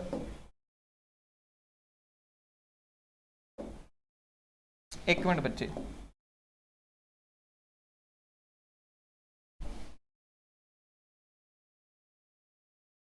जेड़ा शब्द पुरुष इस्त्री दे भेद नूं दर्शाउंदा है उन्होंने की कहा जाता है? परिभाषा ते आधारित। परिभाषा ते आधारित साडे कोल सवाल है, परिभाषा ते आधारित, ठीक है जी। परिभाषा ते आधारित है यह सवाल। ਇਹਨੂੰ ਧਿਆਨ ਨਾਲ ਦੇਖੋ, ਵੈਰੀ ਇੰਪੋਰਟੈਂਟ। ਨਾਂਵ, ਵਚਨ, ਕਾਰਕ ਜਾਂ ਲਿੰਗ। ਤਾਂ ਹੀ ਮੈਂ ਕਹਿੰਦਾ ਕਿ ਡੈਫੀਨੇਸ਼ਨਸ ਵੀ ਪੜ੍ਹਨੀਆਂ ਜ਼ਰੂਰੀ ਨੇ, ਬਟ ਅੱਜ ਕੱਲ੍ਹ ਪੇਪਰਾਂ ਦੇ ਵਿੱਚ 30% ਸਾਡੇ ਕੋਲ ਪਰਿਭਾਸ਼ਾਵਾਂ ਨੇ ਤੇ ਬਾਕੀ ਜ਼ਿਆਦਾ ਉਦਾਹਰਨਾਂ ਤੇ ਉਦਾਹਰਨ ਜਿਹੜੇ ਸਵਾਲ ਪੁੱਛੇ ਜਾਣ ਰਹੇ ਨੇ। ਸੋ ਉਦਾਹਰਨ ਨੂੰ ਜ਼ਿਆਦਾ ਤੁਸੀਂ ਫੋਕਸ ਰੱਖਣਾ। ਤਾਂ ਇਹ ਲਿੰਗ ਦੀ ਕੈਟਾਗਰੀ ਹੈ ਜਿਹਦੇ ਵਿੱਚ ਸਾਨੂੰ ਮਰਦਾਵੇਂ, ਇਸਤਰੀ, ਪੁਰਸ਼ ਭੇਦਾਂ ਦਾ ਪਤਾ ਲੱਗੇ ਤਾਂ ਉਹਨੂੰ ਆਪਾਂ ਲਿੰਗ ਦੀ ਕੈਟਾਗਰੀ 'ਚ ਰੱਖਦੇ ਹਾਂ। ਅਗਲਾ ਹੈ ਸਾਡੇ ਕੋਲ, ਜਿਹੜਾ ਸ਼ਬਦ ਪੁਰਸ਼ ਇਸਤਰੀ ਦੇ ਭੇਦ ਨੂੰ ਦਰਸਾਉਣ, ਜਿਹੜਾ ਸ਼ਬਦ ਪੁਰਸ਼ ਜਾਂ ਫਿਰ ਇਸਤਰੀ ਦੇ ਭੇਦ ਨੂੰ ਦਰਸਾਉਣ, ਉਹਨਾਂ ਨੂੰ ਕੀ ਕਿਹਾ ਜਾਂਦਾ ਹੈ? ਨਾਂਵ, ਲਿੰਗ, ਵਚਨ ਜਾਂ ਕਾਰਕ। ਨਾਂਵ, ਲਿੰਗ, ਵਚਨ ਜਾਂ ਫਿਰ ਕਾਰਕ ਕੀ ਕਿਹਾ ਜਾਂਦਾ ਹੈ? ਜਲਦੀ ਦੱਸੋ ਮੈਨੂੰ। ਕਿਹੜੀ ਕੈਟਾਗਰੀ 'ਚ ਰੱਖਦੇ ਉਹਨਾਂ ਨੂੰ? ਜਿਹੜਾ ਸ਼ਬਦ ਪੁਰਸ਼ ਇਸਤਰੀ ਦੇ ਭੇਦ ਨੂੰ ਦਰਸਾਉਣ, ਉਹਨਾਂ ਨੂੰ ਕੀ ਕਿਹਾ ਜਾਂਦਾ ਹੈ? ਨਾਂਵ, ਲਿੰਗ, ਵਚਨ ਜਾਂ ਫਿਰ ਕਾਰਕ। ਤਾਂ ਸਹੀ ਉੱਤਰ ਕੀ ਹੋਏਗਾ? ਲਿੰਗ। ਅਗਲਾ 24 ਨੰਬਰ ਸਵਾਲ, ਪੰਜਾਬੀ ਵਿੱਚ ਲਿੰਗ ਦੀਆਂ ਕਿੰਨੀਆਂ ਕਿਸਮਾਂ ਹੁੰਦੀਆਂ ਹਨ? ਜਦੋਂ ਪੰਜਾਬੀ ਦੀ ਗੱਲ ਕਰਾਂਗੇ ਤਾਂ ਬੇਸਿਕ ਜਿਹਾ ਰੂਲ ਹੈ, ਫੰਡਾ ਆ ਕਿ ਸਾਨੂੰ ਚੀਜ਼ਾਂ ਸਮਝ ਆਉਣੀਆਂ ਚਾਹੀਦੀਆਂ ਨੇ, ਹਨਾ। ਤਾਂ ਪੰਜਾਬੀ ਵਿੱਚ ਲਿੰਗ ਦੀਆਂ ਕਿੰਨੀਆਂ ਕਿਸਮਾਂ ਹਨ? ਪੰਜਾਬੀ ਦੇ ਵਿੱਚ ਜਦੋਂ ਅਸੀਂ ਲਿੰਗ ਦੀ ਗੱਲ ਕਰਾਂਗੇ ਤਾਂ ਸਾਨੂੰ ਕਿਸਮਾਂ ਬਾਰੇ ਨੌਲੇਜ ਹੋਣੀ ਚਾਹੀਦੀ ਹੈ। ਤੇ ਕਿਸਮਾਂ ਸਾਡੇ ਕੋਲ ਹੈਗੀਆਂ ਨੇ ਦੋ। ਕਿਹੜੀਆਂ ਕਿਹੜੀਆਂ ਨੇ? ਪੁਲਿੰਗ, ਪੁਲਿੰਗ ਤੇ ਦੂਜਾ ਹੈਗਾ ਇਸਤਰੀ ਲਿੰਗ। ਪੁਲਿੰਗ ਐਂਡ ਇਸਤਰੀ ਲਿੰਗ, ਆਹ ਦੋ ਚੀਜ਼ਾਂ ਇੰਪੋਰਟੈਂਟ ਨੇ। ਅਗਰ ਇਹਨੂੰ ਤੁਸੀਂ ਕਰ ਲੈਂਦੇ ਹੋ ਤਾਂ ਤੁਹਾਡੇ ਬਹੁਤ ਸਾਰੇ ਜਿਹੜੇ ਹੱਲ ਹੋ ਸਕਦੇ ਨੇ। ਟੌਪਿਕ ਟਾਈਪਸ ਜ਼ਰੂਰ ਕਰੋ, ਹਰ ਇੱਕ ਦੀਆਂ ਟਾਈਪਸ ਕਰ ਲਓ। ਇਹਦੇ ਵਿੱਚੋਂ ਇੱਕ ਸਵਾਲ ਤਾਂ ਆ ਹੀ ਜਾਊਗਾ। ਇੱਕ ਸਵਾਲ ਦਾ ਜਿਹੜੀਆਂ ਟਾਈਪਸ ਆ ਉਹਦੇ ਵਿੱਚ ਉੱਤੇ ਆਉਣਾ ਲਾਜ਼ਮੀ ਹੈ। ਸੋ ਬੀ ਕੇਅਰਫੁਲ ਇਹਨਾਂ ਚੀਜ਼ਾਂ ਨੂੰ ਲੈ ਕੇ। ਅੱਗੇ ਗੱਲ ਕਰੀਏ ਆਪਾਂ, ਪੰਜਾਬੀ ਵਿੱਚ ਲਿੰਗ ਕਿੰਨੀਆਂ? ਦੋ ਕਿਸਮਾਂ ਹੋ ਗਈਆਂ, ਬਿਲਕੁਲ ਸਹੀ। ਜਿਹੜੇ ਸ਼ਬਦ ਮਰਦ ਜਾਂ ਨਰ ਭੇਦ ਨੂੰ ਪ੍ਰਗਟ ਕਰਦੇ ਹਨ, ਜਿਹੜੇ ਸ਼ਬਦ ਮਰਦ ਜਾਂ ਨਰ ਭੇਦ ਨੂੰ ਪ੍ਰਗਟ ਕਰਨ, ਉਹਨਾਂ ਨੂੰ ਕੀ ਕਿਹਾ ਜਾਂਦਾ ਹੈ? ਲਿੰਗ, ਪੁਲਿੰਗ, ਇਸਤਰੀ ਲਿੰਗ ਜਾਂ ਸ਼ਬਦ। ਹੁਣ ਨਰ ਦਾ, ਮਰਦ ਮਤਲਬ ਮੇਲ ਦੀ ਗੱਲ ਹੋ ਰਹੀ ਹੈ, ਮੇਲ ਦੀ ਗੱਲ ਹੋ ਰਹੀ ਹੈ ਤੇ ਕੀ ਕਵਾਂਗੇ ਆਪਾਂ ਉਹਨਾਂ ਨੂੰ? ਬਈ ਦੱਸੋ ਜੀ, ਕੀ ਕਿਹਾ ਜਾਊਗਾ? ਜਲਦੀ ਜਲਦੀ ਦੱਸੋ ਜੀ ਕਮੈਂਟ ਸੈਕਸ਼ਨ ਦੇ ਵਿੱਚ ਇੱਕ ਵਾਰੀ, ਜਿੰਨੇ ਵੀ ਸਾਥੀ ਜੁੜ ਰਹੇ ਆ। ਤਾਂ ਸਿੰਪਲ ਜੀ ਗੱਲ ਹੈ, ਲਿੰਗ, ਪੁਲਿੰਗ, ਇਸਤਰੀ ਲਿੰਗ, ਸ਼ਬਦ। ਤਾਂ ਬਈ ਉਹਨੂੰ ਆਪਾਂ ਪੁਲਿੰਗ ਕਵਾਂਗੇ। ਬੀ ਆਪਸ਼ਨ ਤੁਹਾਡਾ ਬਿਲਕੁਲ ਸਹੀ ਰਹੇਗਾ 25 ਨੰਬਰ ਸਵਾਲ ਦੀ ਜਦੋਂ ਅਸੀਂ ਗੱਲ ਕਰਾਂਗੇ। ਅਗਲਾ ਸਵਾਲ ਸਾਡੇ ਕੋਲ, ਪੁਲਿੰਗ ਸ਼ਬਦ ਚੁਣੋ। ਪਹਿਲਾਂ ਆਪਾਂ ਹੁਣ ਤੱਕ ਦੇਖੋ ਪਰਿਭਾਸ਼ਾ ਪੜ੍ਹੀ, ਠੀਕ ਹੈ, ਪਰਿਭਾਸ਼ਾ ਪੜ੍ਹ ਲਈ। ਪਰਿਭਾਸ਼ਾ ਤੋਂ ਬਾਅਦ ਆਪਾਂ ਉਹਦੀਆਂ ਕਿਸਮਾਂ ਪੜ੍ਹ ਲਈਆਂ। ਕਿਸਮਾਂ ਤੋਂ ਬਾਅਦ ਉਹਦੀਆਂ ਆ ਗਈਆਂ ਹੁਣ ਉਦਾਹਰਨਾਂ। ਤੋਂ ਮਤਲਬ ਕਿ ਇੱਕ ਸਵਾਲ ਨੂੰ, ਇੱਕ ਸਵਾਲ ਆ ਮੇਰੇ ਕੋਲ, ਉਹਦੇ ਕਿੰਨੇ ਡਾਇਮੈਂਸ਼ਨਸ ਤੋਂ ਆਪਾਂ ਐਂਗਲਸ ਤੋਂ ਆਪਾਂ ਸਵਾਲ ਵੇਖੇ, ਇਹ ਗੱਲ ਧਿਆਨ 'ਚ ਦੇਖੋ। ਆ ਡਾਇਮੈਂਸ਼ਨਸ ਜਿਹੜੇ ਬੱਚੇ ਨੂੰ ਪਤਾ ਲੱਗ ਗਏ ਕਿ ਕੋਈ ਵੀ ਸਵਾਲ ਕਿਸ ਲਹਿਜੇ ਦੇ ਨਾਲ ਕਿਵੇਂ ਪੁੱਛਿਆ ਜਾਊਗਾ, ਉਹੀ ਬੱਚਾ ਭਾਵੇਂ ਜਿਵੇਂ ਮਰਜ਼ੀ ਪੇਪਰ ਆ ਜੇ, ਭਾਵੇਂ ਜੇ ਤੀਰ ਤੁੱਕਾ ਵੀ ਲਾਉਣਾ ਨਾ, ਹਿੱਟ ਐਂਡ ਟਰਾਇਲ ਮੈਥਡ ਲਾ ਲਓ ਤੇ ਤੁਹਾਨੂੰ ਚੀਜ਼ਾਂ ਪਤਾ ਹੋ ਜਾਣਗੀਆਂ। ਤੁਹਾਡਾ ਤੁੱਕਾ ਵੀ ਜਿਹੜਾ ਬੜਾ ਘੈਂਟ ਲੱਗ ਜੂਗਾ। ਤਾਂ ਗੱਲ ਆਉਂਦਾ ਹੈ ਕਿ ਪੁਲਿੰਗ ਸ਼ਬਦ ਚੁਣੋ, ਮਤਲਬ ਮੇਲ ਦੀ ਗੱਲ ਜਿੱਥੇ ਹੋ ਰਹੀ ਹੋਏਗੀ ਉਹ ਦੇਖਣਾ। ਘੋੜਾ, ਤੋਤਾ, ਚਾਚਾ ਤੇ ਭਰਾ, ਸਬਜ਼ੀ, ਫਲ, ਲੜਕੀ, ਦਾਦੀ, ਮੋਰਨੀ ਤੇ ਫੌਜਣ। ਤਾਂ ਇਹ ਆਪਸ਼ਨ ਜ਼ਾਹਿਰ ਜੀ ਗੱਲ ਹੈ ਬਹੁਤ ਸੌਖਾ ਸੀਗਾ, ਸਵਾਲ ਸਹੀ ਹੈ। 27 ਨੰਬਰ ਸਵਾਲ ਅੱਗੇ ਤੁਹਾਡੀ ਸਕਰੀਨ, ਜਿਹੜੇ ਸ਼ਬਦ ਇਸਤਰੀ ਜਾਂ ਮਾਦਾ ਭੇਦ ਨੂੰ ਪ੍ਰਗਟ ਕਰਨ, ਉਹਨਾਂ ਨੂੰ ਕੀ ਕਿਹਾ ਜਾਂਦਾ ਹੈ? ਇਸਤਰੀ ਦਾ ਮਤਲਬ ਫੀਮੇਲ ਆ ਜਾਊਗਾ, ਮਾਦਾ, ਨਰ ਤੇ ਮਾਦਾ, ਇਹਨਾਂ ਲਫ਼ਜ਼ਾਂ ਨੂੰ ਵੀ ਧਿਆਨ 'ਚ ਰੱਖੋ, ਨਰ ਅਤੇ ਮਾਦਾ। ਲਿੰਗ, ਪੁਲਿੰਗ, ਇਸਤਰੀ ਲਿੰਗ ਜਾਂ ਪੜਨਾਂਵ, ਸਹੀ ਉੱਤਰ ਕੀ ਹੋਏਗਾ? ਜਿਹੜੇ ਸ਼ਬਦ ਇਸਤਰੀ ਜਾਂ ਮਾਦਾ ਭੇਦ ਨੂੰ ਪ੍ਰਗਟ ਕਰਨ, ਉਹਨਾਂ ਨੂੰ ਕੀ ਕਿਹਾ ਜਾਂਦਾ ਹੈ? ਹੁਣ ਮਾਦਾ, ਇਸਤਰੀ ਨੂੰ ਜਿਹੜਾ ਭੇਦ ਦੱਸਦੇ ਆ ਜਿਹੜੇ ਲਫ਼ਜ਼ ਦਾ, ਉਹਨੂੰ ਆਪਾਂ ਇਸਤਰੀ ਲਿੰਗ ਕਹਿੰਦੇ ਆ। ਸਿੰਪਲ ਜਿਹਾ ਸਵਾਲ ਸੀਗਾ, ਜ਼ਿਆਦਾ ਇਹ 'ਚ ਕਨਫਿਊਜ਼ ਹੋਣ ਦੀ ਲੋੜ ਨਹੀਂ। ਜਿਹੜੇ ਸ਼ਬਦ ਇਸਤਰੀ, ਇਹ ਹੋ ਗਿਆ ਆਪਣੇ ਕੋਲ। 28 ਨੰਬਰ ਸਵਾਲ ਹੈ ਕਿ ਇਸਤਰੀ ਲਿੰਗ ਸ਼ਬਦ ਚੁਣੋ। ਫਿਰ ਅਗੇਨ ਸਭ ਤੋਂ ਪਹਿਲਾਂ ਆਪਾਂ ਪਰਿਭਾਸ਼ਾ ਪੜ੍ਹੀ, ਉਹਦੀਆਂ ਕਿਸਮਾਂ, ਫਿਰ ਉਦਾਹਰਨ, ਤੇ ਹੁਣ ਪ੍ਰੈਕਟੀਕਲ ਐਪਲੀਕੇਸ਼ਨ ਦੇ ਭਾਵ ਦੇ ਨਾਲ ਜਦੋਂ ਅਸੀਂ ਗੱਲ ਕਰਾਂਗੇ ਤਾਂ ਸਹੀ ਕੀ ਹੋਏਗਾ ਉੱਤਰ, ਉਸ ਐਸਪੈਕਟ ਦੇ ਨਾਲ ਆਪਾਂ ਗੱਲ ਕਰ ਰਹੇ ਹਾਂ। ਤਾਂ ਦੇਵਤਾ, ਫੌਜੀ, ਜੇਠ, ਮਾਤਾ, ਜੱਟੀ, ਮੋਰਨੀ, ਹਾਥੀ, ਘੋੜਾ, ਧੋਬੀ, ਪਿਤਾ। ਸਹੀ ਉੱਤਰ ਕੀ ਹੈ ਜੀ? ਜਿੰਨੇ ਵੀ ਸਾਥੀ ਜੁੜ ਰਹੇ ਆ ਇੱਕ ਵਾਰੀ ਮੈਨੂੰ ਜ਼ਰੂਰ ਦੱਸ ਦੇਣ। कि इस्त्री लिंग शब्द चुनो, देवता, फौजी, जेठ, माथा, जट्टी, मोरनी, हाथी, घोड़ा, धोबी, पिता। सही उत्तर जे आप गल करिए इस्त्री लिंग दे विच देवता मेल आ, फौजी जेठ ये सारे मेल, हाथी घोड़ा ये भी मेल, धोबी पिता मेल, तो माता जट्टी मोरनी ये सारे फीमेल अर्थ का प्रगटा कर रहे हैं साडे मूहरे, इस करके ये की हो जाएंगे फीमेल एस्पैक्ट्स दे विच आउणगे। इस्त्री लिंग शब्द हो गया अपने कोल 29 नंबर। मरासी शब्द आ इस्त्री लिंग, वेरी वेरी इंपॉर्टेंट बच्चे, वेरी वेरी इंपॉर्टेंट, बहुत ज़्यादा इंपॉर्टेंट सवाल है ये पंजाब के पिछले 2 सालों तो 2 साल तो बहुत ਜਿਹੜੇ एग्जाम ਉਹਨਾਂ ਦੇ ਵਿੱਚ ट्रेंडिंग ਦੇ ਵਿੱਚ ਇਹ ਵਾਲਾ ਆਪਣਾ ਹੈਗਾ। ਇਹਦੇ ਨਾਲ ਦਾ ਇੱਕ ਹੋਰ ਹੈ ਸਵਾਲ, ਬੜਾ ਟ੍ਰੈਂਡਿੰਗ ਦਾ ਸਵਾਲ ਹੈ, ਹੁਣ ਅੱਜ ਕੱਲ੍ਹ ਇਹਦੇ ਨਾਲ ਦੇ ਕੁਐਸਚਨ ਆਈ ਜਾ ਰਹੇ ਆ। ਸੋ ਇਹਨਾਂ ਚੀਜ਼ਾਂ ਦਾ ਤੁਸੀਂ ਧਿਆਨ ਰੱਖਣਾ, ਇਹਨਾਂ ਚੀਜ਼ਾਂ ਨੂੰ ਸਮਝ ਲੈਣਾ। ਸਭ ਤੋਂ ਪਹਿਲਾਂ ਜੇ ਗੱਲ ਕਰੀਏ ਮਰਾਸੀ ਸ਼ਬਦ ਜਿਹੜਾ ਹੈ ਉਹਦਾ ਇਸਤਰੀ ਲਿੰਗ ਚੁਣੋ। ਹੁਣ ਮਰਾਸੀ ਦੀ ਨਾਲ ਦੀ ਦਾ ਨਾਮ ਕੀ ਹੋਊਗਾ, ਉਹਦਾ ਟਾਈਟਲ ਕੀ ਕਿਹਾ ਜਾਊਗਾ ਉਹਨੂੰ, ਮਰਾਸੀਨ, ਮਰਾਸਨ, ਮਰਾਸੀਆ ਜਾਂ ਮਰਾਸਾयन। ਤਾਂ ਸਹੀ ਉੱਤਰ ਮਰਾਸਣ। ਮਰਾਸੀ ਦੀ ਘਰ ਵਾਲੀ ਦਾ ਨਾਮ ਹੋ ਗਿਆ ਮਰਾਸਣ, ਸਿੰਪਲ ਜੀ ਗੱਲ ਨਾ। ਤੇ ਅੱਜ ਦੀ ਸ਼ਾਰਟ ਵੀਡੀਓ ਤੁਸੀਂ ਦੇਖੋਗੇ ਨਾ ਤਾਂ ਆਪਣਾ ਨਾਣੇ ਤੇ ਨੰਨੇ ਦੇ ਵਿੱਚ ਕੀ ਫਰਕ ਹੁੰਦਾ ਹੈ ਉਹਦੇ ਬਾਰੇ ਅਸੀਂ ਦੇਖਾਂਗੇ, ਪੜਾਂਗੇ, ਤਾਂ ਚੀਜ਼ਾਂ ਤੁਹਾਨੂੰ ਸਮਝ ਆਉਣਗੀਆਂ। ਅੱਗੇ ਚੱਲਦੇ ਹਾਂ ਆਪਾਂ। ਕਸਾਈ ਸ਼ਬਦ ਦਾ ਇਸਤਰੀ ਲਿੰਗ ਕੀ ਹੁੰਦਾ ਹੈ। ਹੁਣ ਇਹਦੇ ਨਾਲ ਮਿਲਦੇ ਜੁਲਦੇ ਜਿੰਨੇ ਵੀ ਲਫ਼ਜ਼ ਨੇ ਉਹਨਾਂ ਸਾਰਿਆਂ ਨੂੰ ਬੱਚੀ ਇੱਕ ਵਾਰ ਤੁਸੀਂ ਸਟੱਡੀ ਕਰੋ, ਸਮਝੋ, ਤਾਂ ਜੋ ਤੁਹਾਨੂੰ ਚੀਜ਼ਾਂ ਸਮਝ ਆ ਜਾਣ। ਠੀਕ ਹੈ, ਇਹਨਾਂ ਚੀਜ਼ਾਂ ਨੂੰ ਸਮਝ ਲਓ, ਬੜੇ ਹੀ ਇੰਪੋਰਟੈਂਟ ਸਵਾਲ ਨੇ। ਅਗਰ ਤੁਸੀਂ ਅੱਜ ਸਮਝ ਲੋਗੇ ਤਾਂ ਤੁਹਾਡੇ ਆਉਣ ਵਾਲੇ ਦਿਨਾਂ ਦੇ ਵਿੱਚ ਇਹੀ ਸਵਾਲ ਤੁਹਾਡੇ ਪੇਪਰ 'ਚ ਆ ਜਾਣੇ ਤੇ ਤੁਹਾਡੇ ਨੰਬਰ ਪੱਕੇ। ਕਸਾਈ ਸ਼ਬਦ ਦਾ ਇਸਤਰੀ ਲਿੰਗ ਕੀ ਹੋਏਗਾ, ਸੌਖੀ ਜੀ ਗੱਲ ਹੈ, ਕਸੈਣ, ਕਸਾਇਣ ਜਾਂ ਫਿਰ ਕਸਾ ਸਾਇਨ, ਕਸਾਇਨ, ਸਾਇਨ। ਆਹ ਚੀਜ਼ ਨੂੰ ਨੋਟ ਕਰ ਲਿਆ ਕਰੋ ਇੱਕ ਵਾਰੀ। ਇੱਕ ਮਿੰਟ ਬੱਚੇ,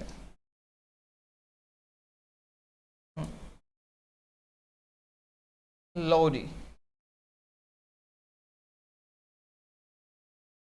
ਅੱਜ ਦਾ ਕਨਸੈਪਟ ਵੀ ਹੈਗਾ, ਟੌਪਿਕ ਆਫ ਦਾ ਡੇ ਕੀ ਹੋਏਗਾ ਉਹ ਵੀ ਪੜ੍ਹਦੇ ਹਾਂ ਆਪਾਂ। ਸੋ ਬਣੇ ਰਹਿਣਾ ਮੇਰੇ ਨਾਲ। ਕਸਾਇਨ, ਇਹਦੇ ਨਾਲ ਸੰਬੰਧਿਤ ਸਾਡੇ ਕੋਲ ਪਛੇਤਰ ਵੀ ਆਉਂਦੇ ਨੇ ਤੇ ਪਛੇਤਰ ਦੇ ਅਕੋਰਡਿੰਗ ਵੀ ਆਪਾਂ ਇਹਨੂੰ ਪੜਾਂਗੇ ਆਉਣ ਵਾਲੇ ਲੈਕਚਰਸ ਦੇ ਵਿੱਚ। ਸੋ ਬੀ ਰੈਡੀ। ਇੱਕ ਸਵਾਲ ਨੂੰ ਅਸੀਂ ਪੰਜਾਬੀ ਦੇ ਵਿੱਚ ਡਿਫਰੈਂਟ ਕਨਸੈਪਟਸ ਦੇ ਨਾਲ ਪੜਾਂਗੇ।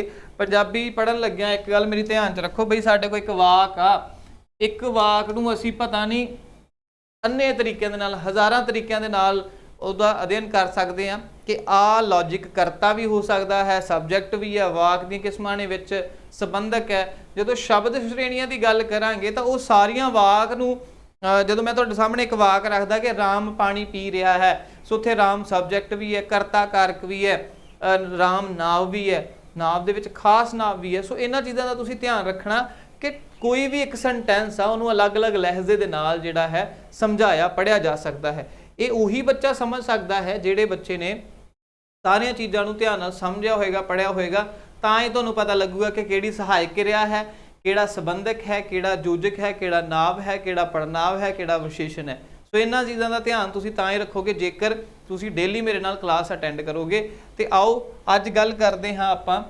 ਟੌਪਿਕ ਆਫ ਦਾ ਡੇ। ਅੱਜ ਦਾ ਵਿਸ਼ਾ ਜਿਹੜਾ ਹੈ ਉਹ ਕੀ ਹੈ, ਵਿਸ਼ੇ ਬਾਰੇ ਪਹਿਲਾਂ ਗੱਲ ਕਰ ਲਈਏ ਆਪਾਂ। ਵਿਸ਼ਾ ਕਹਿੰਦਾ ਹੈ ਕਿ ਜਿਹੜੇ ਸ਼ਬਦ ਕਿਸੇ ਵਸਤੂ, ਵਿਅਕਤੀ, ਸਥਾਨ ਆਦਿ ਜਾਂ ਇੱਕ ਤੋਂ ਵੱਧ ਹੋਣ ਬਾਰੇ ਦੱਸਣ, ਉਹਨਾਂ ਸ਼ਬਦਾਂ ਨੂੰ ਅਸੀਂ ਵਚਨ ਕਹਿੰਦੇ ਹਾਂ। ਕਿਹੜੇ ਸ਼ਬਦ ਆ ਸਾਡੇ ਕੋਲ? ਉਹ ਸ਼ਬਦ ਜਿਹੜੇ ਕਿਸੇ ਵੀ ਵਿਅਕਤੀ, ਵਸਤੂ, ਸਥਾਨ ਆਦਿ ਦੇ ਇੱਕ ਤੋਂ ਡਬਲ ਹੋਣ ਦੀ ਗੱਲ ਕਰਦਾ ਹੈ ਤਾਂ ਉਹਨੂੰ ਆਪਾਂ ਕੀ ਕਹਿੰਦੇ ਹਾਂ? ਵਚਨ ਕਹਿੰਦੇ ਹਾਂ। ਵਚਨ ਸਾਡੇ ਕੋਲ ਇੱਕ ਟੌਪਿਕ ਆ ਪੰਜਾਬੀ ਦੇ ਵਿੱਚ ਜਿੱਤੋਂ ਹਮੇਸ਼ਾ ਜਿਹੜਾ ਸਵਾਲ ਹੈ ਉਦਾਹਰਨਾਂ ਦੇ ਵਿੱਚੋਂ ਪੁੱਛਿਆ ਜਾਂਦਾ ਹੈ, ਬਟ ਸਾਡੇ ਵਰਗੇ ਕੀ ਕਰਦੇ ਆ ਕਿ ਇਹਨਾਂ ਨੂੰ ਯਾਦ ਹੀ ਨਹੀਂ ਕਰਦੇ। ਮਾਮਾ ਮਾਮੇ, ਹਨਾ, ਚਾਚਾ ਚਾਚੇ, ਮੁੰਡਾ ਮੁੰਡੇ, ਬਸ ਇਹਨਾਂ 2-3 ਲਫ਼ਜ਼ਾਂ ਦੇ ਵਿੱਚ ਪੜ੍ਹ ਕੇ ਨਾ ਤੇ ਓਵਰ ਕੌਨਫੀਡੈਂਟ ਹੋ ਜਾਣਾ, ਇਹ ਤਾਂ ਮੈਨੂੰ ਆਉਂਦੇ ਆ, ਕੋਈ ਚੱਕਰ ਹੀ ਨਹੀਂ, ਇਹ ਤਾਂ ਈਜ਼ੀ ਬਹੁਤ ਆ, ਹਨਾ। ਬਟ ਪੰਜਾਬੀ ਦੇ ਵਿੱਚ ਕਦੀ ਵੀ ਅੰਡਰ ਐਸਟੀਮੇਟ ਨਾ ਕਰੋ ਚੀਜ਼ਾਂ ਨੂੰ, ਭਾਵੇਂ ਸਾਡੀ ਮਾਂ ਬੋਲੀ ਹੈ, ਬਟ ਓਵਰ ਕੌਨਫੀਡੈਂਟ ਕਦੀ ਵੀ ਨਹੀਂ ਹੋਣਾ ਕਿਸੇ ਵੀ ਸਬਜੈਕਟ ਨੂੰ ਲੈ ਕੇ। ਅਗਰ ਤੁਸੀਂ ਹੋ ਜਾਂਦੇ ਹੋ ਤਾਂ ਉਹਦਾ ਖਾਮਿਆਜ਼ਾ ਤੁਸੀਂ ਐਕਸਾਈਜ਼ ਇੰਸਪੈਕਟਰ ਜਾਂ ਫਿਰ ਹੋਰ ਸਾਰੇ एग्जाम ਦੇ ਵਿੱਚ ਜਾ ਕੇ ਦੇਖ ਸਕਦੇ ਹੋ ਕਿ ਪੰਜਾਬੀ ਦਾ ਲੈਵਲ ਅੱਜ ਤੱਕ ਕਿਹੋ ਜਿਹਾ ਆ ਰਿਹਾ ਹੈ। ਸੋ ਬੀ ਕੇਅਰਫੁਲ, ਇਹਨਾਂ ਚੀਜ਼ਾਂ ਦੇ ਵਿੱਚ ਗੁਸਤਾਖੀ ਨਹੀਂ ਕਰਨੀ। ਹੁਣ ਵਚਨ ਦਾ ਪਤਾ ਲੱਗ ਗਿਆ ਵੀ ਬਈ ਘੋੜਾ ਤੋਂ ਘੋੜੇ ਹੋ ਗਏ, ਮਾਮਾ ਤੋਂ ਮਾਮੇ ਹੋ ਗਏ। ਹੁਣ ਮਾਮਾ ਤੋਂ ਮਾਮੀ ਨਹੀਂ ਆ, ਉਹ ਲਿੰਗ ਆ, ਤੇ ਲਿੰਗ ਤੇ ਵਚਨ ਦੇ ਵਿੱਚ ਡਿਫਰੈਂਸ ਹੁੰਦਾ ਜੇ। ਲਿੰਗ ਤੇ ਵਚਨ ਦੇ ਵਿੱਚ ਡਿਫਰੈਂਸ ਹੁੰਦਾ ਜੇ ਇਹ ਮੈਂ ਉਪਭਾਸ਼ਾ ਬੋਲ ਰਿਹਾ, ਲਿੰਗ ਦੇ ਪੰਜਾਬ ਦੇ ਵਿੱਚ ਬੋਲੀ ਜਾਂਦੀ ਹੈ। ਸੋ ਨਾਲ ਦੀ ਨਾਲ ਆਪਾਂ ਉਪਭਾਸ਼ਾ ਭਾਸ਼ਾ ਵਾਲਾ ਕੰਸੈਪਟ ਵੀ ਕਰਦੇ ਜਾਣਾ। ਲਿੰਗ ਜਿਹੜਾ ਹੈ ਮੇਲ ਐਂਡ ਫੀਮੇਲਸ ਬਾਰੇ ਦੱਸਦਾ ਹੈ, ਮਰਦਾਵੇਂ ਤੇ ਨਰ ਮਾਦਾ ਦੇ ਭੇਦਾਂ ਨੂੰ ਪ੍ਰਗਟ ਕਰਦਾ ਹੈ। ਤੇ ਪਰ ਜਦੋਂ ਵਚਨ ਦੀ ਗੱਲ ਕਰਦੇ ਹਾਂ, ਵਚਨ 1 ਤੋਂ 2 ਡਬਲ ਹੋਣ ਦੀ ਗੱਲ ਕਰੇਗਾ। ਤਾਂ ਇੱਕ ਵਚਨ ਜਿਹੜੇ ਸ਼ਬਦ ਕਿਸੇ ਵਸਤੂ, ਵਿਅਕਤੀ, ਸਥਾਨ ਆਦਿ ਗਿਣਤੀ ਇੱਕ ਹੋਣ ਬਾਰੇ ਦੱਸਦੇ ਆ, ਉਹਨਾਂ ਨੂੰ ਇੱਕ ਵਚਨ ਕਹਿੰਦੇ ਆ। ਸਿੰਗੂਲਰ ਜਿਹਨੂੰ ਅੰਗਰੇਜ਼ੀ 'ਚ ਕਹਿੰਦੇ ਆ। ਆਈ ਥਿੰਕ ਕਿ ਅੰਗਰੇਜ਼ੀ ਵਾਲੀ ਮੈਡਮ ਨੇ ਛੋਟੇ ਹੁੰਦੇ ਇਹ ਚੀਜ਼ਾਂ ਦੇ ਘੋਟੇ ਲਵਾਈਆਂ ਸੀ ਆਪਾਂ ਸਾਰਿਆਂ ਨੂੰ, ਹਨਾ। ਇੱਕ ਵਚਨ, ਬਹੁਵਚਨ, ਸਿੰਗੂਲਰ, ਪਲੂਰਲ ਸਾਰੇ। ਤੋ ਕਿਤਾਬ, ਗੱਡਾ, ਗੇਂਦ, ਚਾਚੀ, ਕੋਠੀ, ਬੱਚਾ, ਇਹ ਸਾਰੇ ਬੱਚੋ ਇੱਕ ਵਚਨ ਆ। ਤੇ ਬਹੁਵਚਨ ਕਿਹੜੇ ਹੋ ਗਏ? ਜਿਹੜੇ ਸ਼ਬਦ ਗਿਣਤੀ ਵਿੱਚ ਇੱਕ ਤੋਂ ਵੱਧ ਵਸਤੂਆਂ, ਵਿਅਕਤੀਆਂ, ਸਥਾਨਾਂ ਆਦਿ ਬਾਰੇ ਦੱਸਣ, ਉਹਨਾਂ ਨੂੰ ਬਹੁਵਚਨ ਕਹਿੰਦੇ ਆ। ਜਿਵੇਂ ਕਿਤਾਬਾਂ, ਗੱਡੇ, ਗੇਂਦਾਂ, ਚਾਚੀਆਂ, ਕੋਠੀਆਂ, ਬੱਚੇ ਆਦਿ, ਇਹਨਾਂ ਸਾਰਿਆਂ ਨੂੰ ਆਪਾਂ ਕੀ ਕਹਾਂਗੇ? ਇਹਨਾਂ ਨੂੰ ਕਿਹੜੀ ਕੈਟਾਗਰੀ 'ਚ ਰੱਖਾਂਗੇ? ਬਹੁਵਚਨ 'ਚ ਰੱਖਾਂਗੇ। ਸੋ ਇਹ ਬੇਸਿਕ ਕੰਸੈਪਟ ਸੀ ਸਾਡੇ ਕੋਲ ਇੱਕ ਵਚਨ ਤੇ ਬਹੁਵਚਨ ਦਾ। ਇਹਦੇ ਵਿੱਚ ਜਿਹੜਾ ਸਵਾਲ ਬਣਦਾ ਨਾ, ਮੇਨ ਚੀਜ਼ ਹੈ ਸਵਾਲ ਕਿਵੇਂ ਬਣਦਾ ਹੈ।